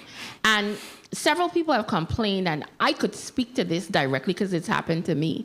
I ended up ultimately just emptying my bank account and buying the land cash because I recognized when I went to the bank, that is where all the problems started. Do you do you know how would the board deal with something like that, if you've done any research on the board, and how that could potentially be curtailed if you become a member? Because this seems to be a major problem with quite a bit of people in this territory. Sure. I can't speak to that exact or that similar scenario that you laid out, but in other scenarios, the complaints will go to the division, and then it would be discussed at the board level. And the board, the chair of the board would call the bank in if necessary to do an investigation and ask questions about such a leak that may have occurred. Yeah. Well, just to quickly wrap up, and this last thing, what if you have a situation where the bank knows something happened wrong, but they're trying to cover it up, and you guys? No, I'm telling you because these things have happened. And when I speak about things, I don't speak secondhand. A lot of times I'm talking about things that directly happened to me. So as a representative, I could tell the public and you, because these are things that are happening to people out there. I had money in my account one time. I submitted a check to be paid. The check bounced. I went into the bank. I raised all hell and fury, asking them how could my check bounce and money's in my account. When they did some research, apparently a teller had spent money out of my account, overcharged my account, And then by the time they went, they secretly put the money back. And when I went back to file a complaint, they fired the teller and said she no longer works here. So and I told them, you are fully aware this woman stole money out of my account, caused my account to get overdraft. They put it back. Luckily, I contacted the surveyor. He redeposited the check. They put back the $15 they had billed my account. But that young lady never got punished for anything because they fired and terminated her just so she's no longer tied to the bank. And this is the kind of stuff that happens to people here in the territory. And I'm really concerned about what is this banking board going to be doing, because these are some messy stuff and it's wrong. So I want to bring these types of stories to your ear because these are happening to the very people in this territory. Thank you so much for the additional time, Madam Chair. You're welcome. Senator Clifford A. Joseph Sr., you're recognized for your point of information. Thank you for the time, Madam Chair. Mr. Callwood, I would like to know how would you handle a situation where a financial institution fails to comply with the banking laws? Thank you for that question. There is a process. If there's some type of awareness of it, the chair of the board with the board is empowered to bring that financial institution in to a board meeting and do an investigation of the cause and effect and what the root cause of the issue that may have arose. But it really starts with an investigation. I mean, for the most part, we have to be partial and fair in how we engage with the institutions as it pertains to complaints. So it's not to say that we're going to bring a hammer down on the institution. We need to know what happened. And that would take a process of the board summoning the institution into a meeting or a hearing within the board to do a thorough investigation. Thank you for your response. Thank you, Madam Chair. Thank you, Senator Joseph. Just one final question before we go into a motion. I really thank you so much for saying yes to the governor, first of all. But I want to ask you, how do you see us being able to stop these leaks, as you said, and I call them breaches, because it's a problem here, a major problem, and I want to be able to do this, where you said to deposit more money here.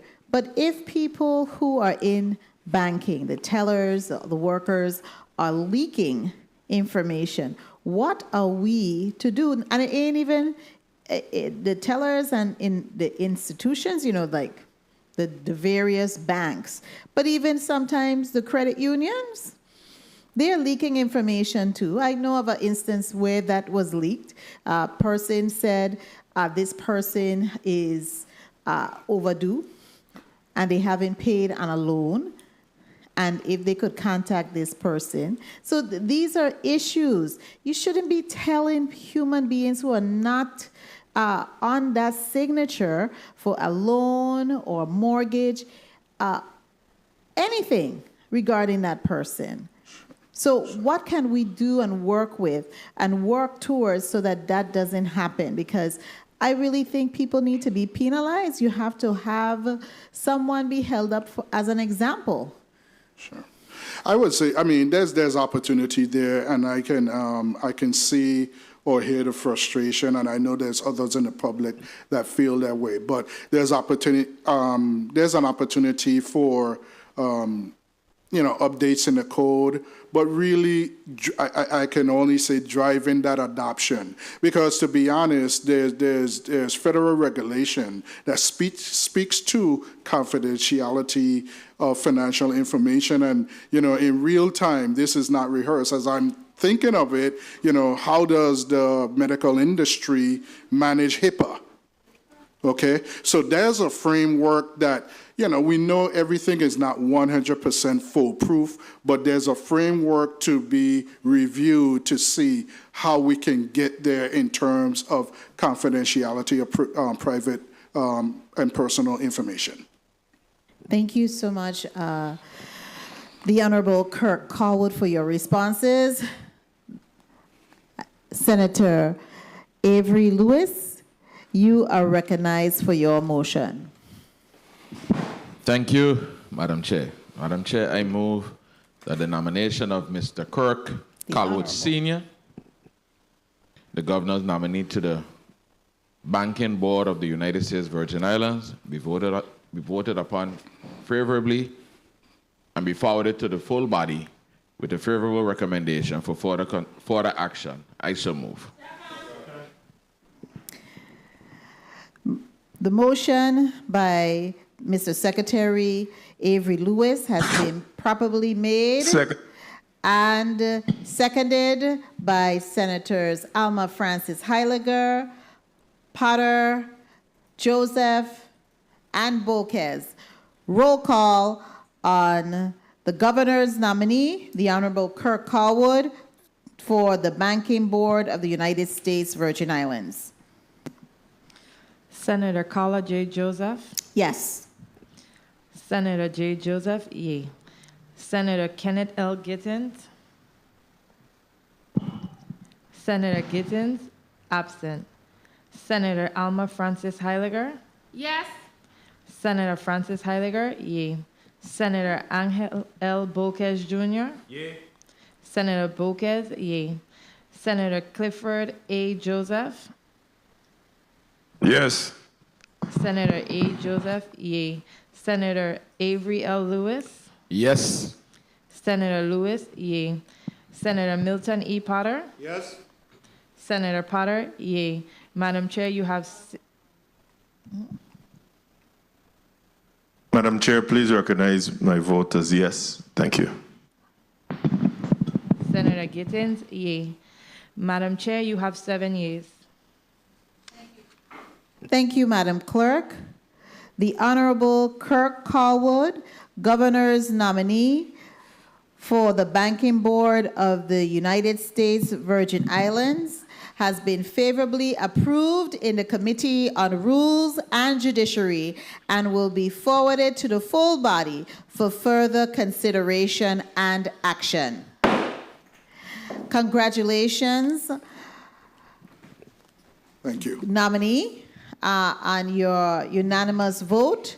At this time, we will entertain a 60-second closing remarks. Sure. Thank you. Thank you, Rules and Judiciary Committee.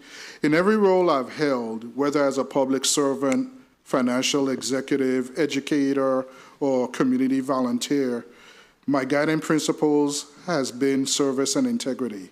I bring over 25 years of experience in banking and finance with a career spanning private sector, innovation, public sector accountability, and regulatory oversight. I fully recognize the responsibility that comes with regulatory authority and the trust placed in those who safeguard the public's financial well-being. I will bring to the Banking Board not only technical knowledge and fiduciary expertise, but also a deep commitment to fairness, transparency, and accountability.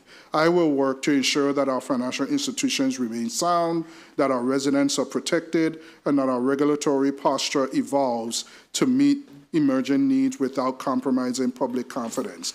I appreciate the confidence shown by Governor Bryan in this nomination, and I thank each member of this committee for your time, your service, and thoughtful consideration. Thank you. And thank you, Honorable Callwood, and congratulations. Your appearance before the Committee on Rules and Judiciary is completed, and you are hereby released. Thank you so kindly. The committee stands in recess for 10 minutes.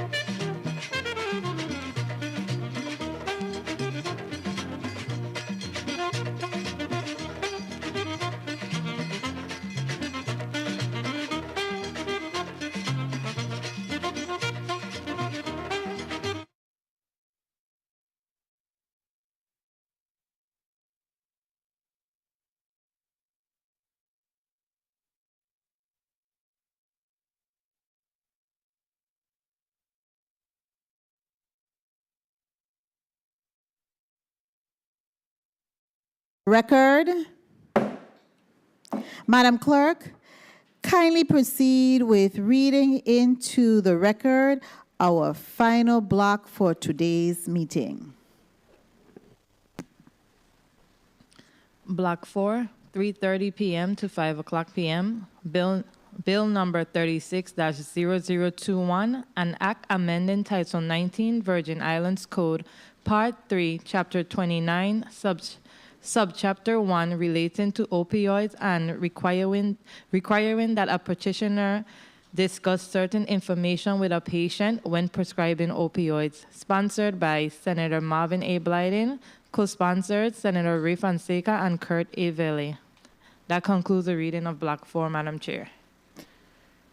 Thank you so kindly, Madam Clerk. Who speaks on behalf of Bill number 36-0021? I do, Madam Chair. The Honorable Angel Boquez Jr., you may proceed. Thank you, Madam Chair. Madam Chair, colleagues, and members of the public, I come to support and introduce here in this committee Bill number 36-0021, a measure that directly confronts the opioid crisis by empowering patients with information. The bill seeks or ensures that before an opioid prescription is written, especially Schedule II drugs such as oxycodone or morphine, our healthcare providers must first have a conversation with the patient. And that conversation must cover why the medication is being prescribed, the alternatives available, and the real risks of addiction or perhaps even overdose when not taken as directed. We are not talking about limiting access to pain relief. We're talking about equipping our people with knowledge before they step into a long-term prescription that may lead to some sort of dependence. This is about informed consent, and it's about responsibility and, of course, prevention of addiction. Importantly, this bill respects the needs of our most vulnerable as well. It exempts patients in cancer care, hospice, and those already in treatment for substance use. I want to commend the bill sponsor for this public health-focused legislation, and I urge all of us to support this practical step in making our healthcare system safer and more accountable to its patients. Thank you for the time, Madam Chair. And thank you so much, Senator Boquez. This measure, as was read into the record by the clerk, is sponsored by Senator Marvin Blyden, and co-sponsors are Senators Fonseca and Vele. The committee will now proceed with one round of 4 minutes discussion on Bill number 36-0021. We will now recognize Senator Clifford A. Joseph Sr. for your 4 minutes. Good afternoon, Chair, and good afternoon to my colleagues. Good afternoon to the listening and viewing audience. I stand in support of this measure. Anything to make our community safer, I will stand in support. Thank you for the time, Madam Chair. Very short and brief to the point, so that the listening public already have an idea. This bill was already fully vetted in the Committee of Jurisdiction, which is a committee on health, hospitals, and human services, on April 22nd of this year. So this is just an administrative process here today. And to give other senators who didn't have an opportunity at that hearing to also have some feed in. At this time, the Senate, I will recognize Mr. Secretary, the Honorable Avery Lewis, for your 4 minutes. Thank you, Madam Chairwoman. Good afternoon, colleagues. Good afternoon, the listening and viewing audience. Good afternoon, central staff. Good afternoon to my staff. As it pertains to Bill number 360021, I had some concerns, and I'll just put on the record, some of the reasons, some of the things the bill talk about. In Section A talks about, one, the reason of the bill is the doctor have to tell you why the prescription is necessary. Doctor also have to include alternative treatments that may be available and the risk associated with the use of the drug that is being prescribed. My concern was what is the enforcement mechanism. There's really not a real strong enforcement mechanism, but there's a clause in there that says the practitioner shall include a note in the patient's medical record that the practitioner has discussed with the patient or the patient's parent or guardian as applicable the risk of developing a physical or psychological dependence on the controlled substance and alternative treatments that may be available. So some type of record will be placed in the file proving that the doctor did state this, everything, side effects, use of the drugs, everything with the patient. Madam Chairwoman, I really have no other questions. I really asked plenty questions when it was vetted in the Committee of Jurisdiction. So at this time, I'll just wait and vote accordingly. Any return of reserved time. Thank you, Mr. Secretary. The chair would now recognize Senator Milton Potter, Senate President, for his 4 minutes. Thank you very much, Madam Chair. I also support this initiative, Bill number 36, that's 0021, and definitely extend kudos to the bill sponsor, Senator Blyden. I think it is really in sync with what is happening on the national level. We all know that opioids are very potentially powerful and lethal drugs when used inappropriately, and I think drugs that are so highly addictive, it is only responsible for medical practitioners to warn patients about the addictive nature of the drugs and provide them with the necessary information so they can be informed patients and they're able to properly handle these very powerful medicines. I think it reflects very positive public policy, and I am very supportive of the bill. I would at some point make a suggestion and maybe an amendment to require some formal guidance, maybe the implementation by the Board of Medical Examiner to issue formal guidance so that practitioners will be better equipped to have a uniform set of guidelines to provide for their patients. So I am, at the appropriate time, I will vote affirmatively for the passage of this bill to move it out of the Committee on Rules and Judiciary. Thank you very much, Madam Chair. Thank you so kindly, Mr. Senate President.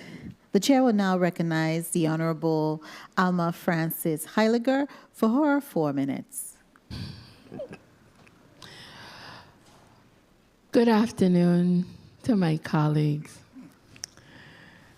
I am somewhat at a crossroads with 360021 because I understand the intent of the legislation, but in all honesty, this particular aspect, when it deals with opioids, is so heavily regulated from a federal level. Currently, doctors could lose their license if they do not tell patients the danger of opioids.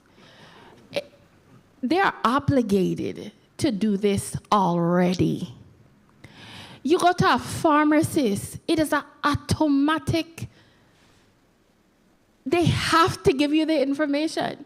So I know there's nothing wrong with us wanting to codify this in our local code, but the doctors in this territory are fully aware how dangerous opioids are. It's so regulated that you have to register when you give patients opioids already from a federal standpoint. Every doctor in this territory is fully aware of that. But I applaud my colleague if they want to put the wording in the code. My previous predecessor that spoke suggested maybe we might add more regulations. I would caution that, because what we would be doing is duplicating something that already exists. And there's nothing wrong with us wanting to put things locally, but we need to be mindful of not adding additional undue burden on doctors that are already obligated to provide this information already. So if this bill passes or it doesn't pass, it's neither harm nor foul. So if my colleague would like us to codify it in the code, it doesn't bother me at all. But I don't want the public to have the impression that our doctors are not aware, or they don't understand, or they don't know how dangerous opioids are and how important it is by federal regulations that they have to report all the things and do all the things that this document says. So I want the public to rest assured that when it comes to opioids, they already are protected from a pharmacy as well as a doctor standpoint. 1 minute. But we are going to be just adding this to the code, I guess, for local review. But at the end of the day, I support anywhere we want to put out additional information. I guess if we look in the code, we'll also see it there as well. Thank you very much, Madam Chair, for the time. Thank you so kindly, Senator Frances Heiliger. Madam Clerk, please put 4 minutes on the clock for me. I may not need all of that time. I was present on April 22nd in the Committee on Health, Hospitals, and Human Services, which is chaired by the gentleman from Savannah who claimed that he lived in Bovoni. But nonetheless, I want to also indicate that we have a major national crisis at hand with opioid addiction. They are finding ways and methods of using this drug in a bad way, in an addictive way. And the nation, especially in the Midwest, they're suffering with people who are overdosing on opioids. They're getting them however they can, from persons who are actually in hospice care, persons who are in the medical community as well.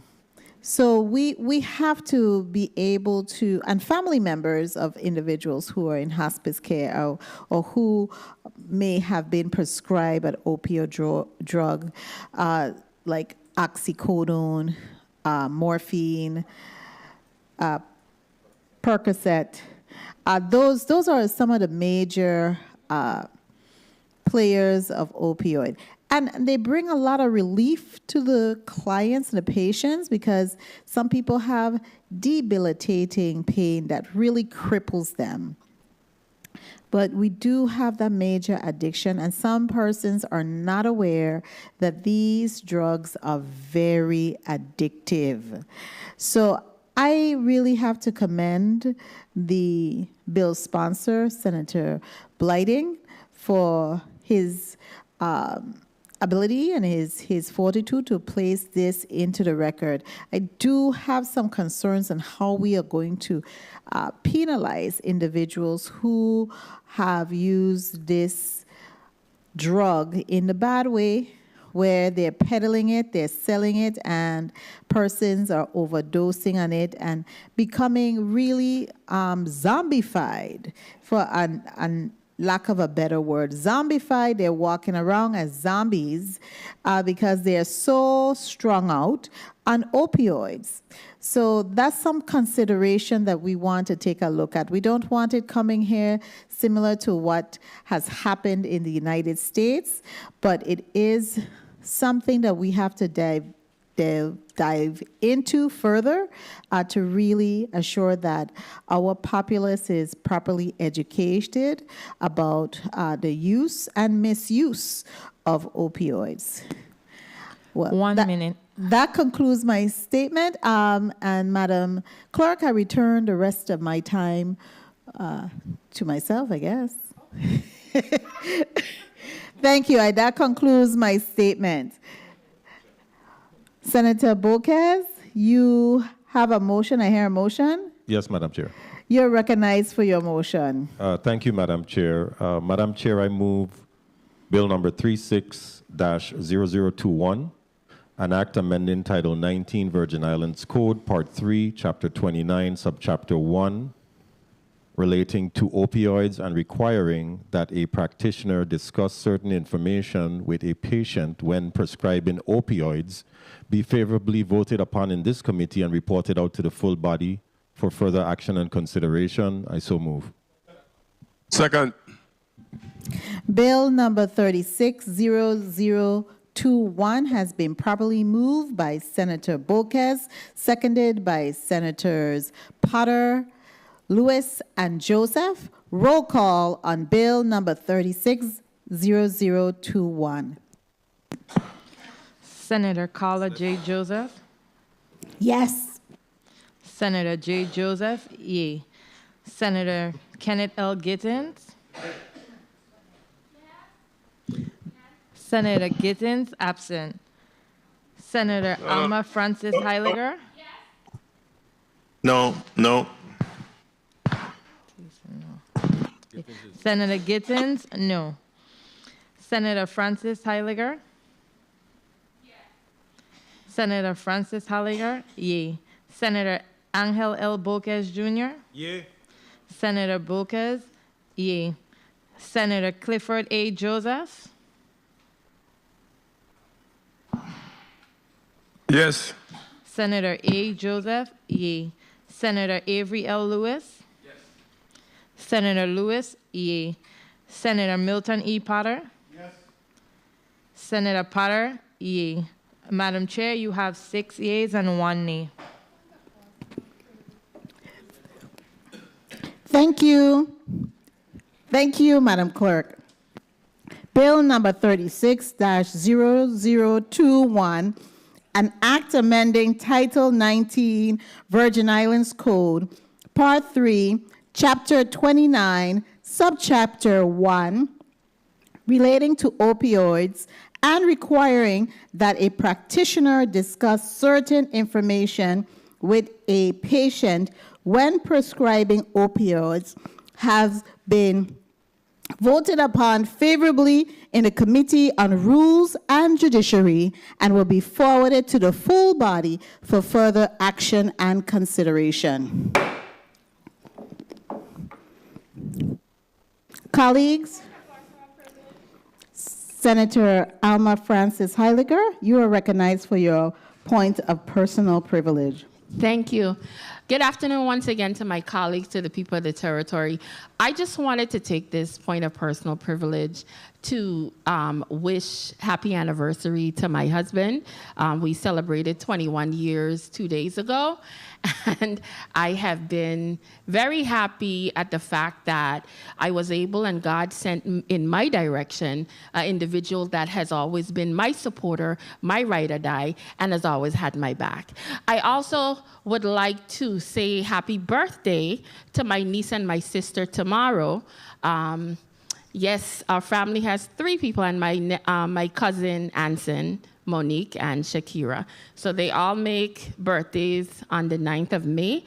And I would like to say special congratulations to my niece. She will be turning 18 tomorrow. She's graduating on the 23rd. promise tomorrow, and I am a very happy auntie after years of raising her. So thank you very, very much for giving me this opportunity. Thank you, Madam Chair. And you're welcome, Senator Francis Heiliger. And of course, happy anniversary to you, and I hope you have an enjoyable time. The chair would also like to take the opportunity, since we had the festivities last week, to wish belated happy birthday to Mr. Secretary Avery Lewis. He made a year older, and he's not getting any taller. But we want to really thank him, because he's still taller than I am, though, and wish him all the best. He's in good spirits here. I also want to take this opportunity to wish in advance all the mothers who will be celebrating Mother's Day this coming Sunday. Happy anniversary, and God's covering to you all. I want to also thank, of course, our hard-working central staff who helped tremendously to make sure this committee hearing rolled through really quickly, and we were able to get the people's work done without any confusion or any major gaps. And finally, I would like to thank my dedicated staff for your hard work behind the scenes and making sure that everything is in order for the committee to roll forward and be productive today. The Committee on Rules and Judiciary meeting for Thursday, May 8th, 2025 is hereby adjourned.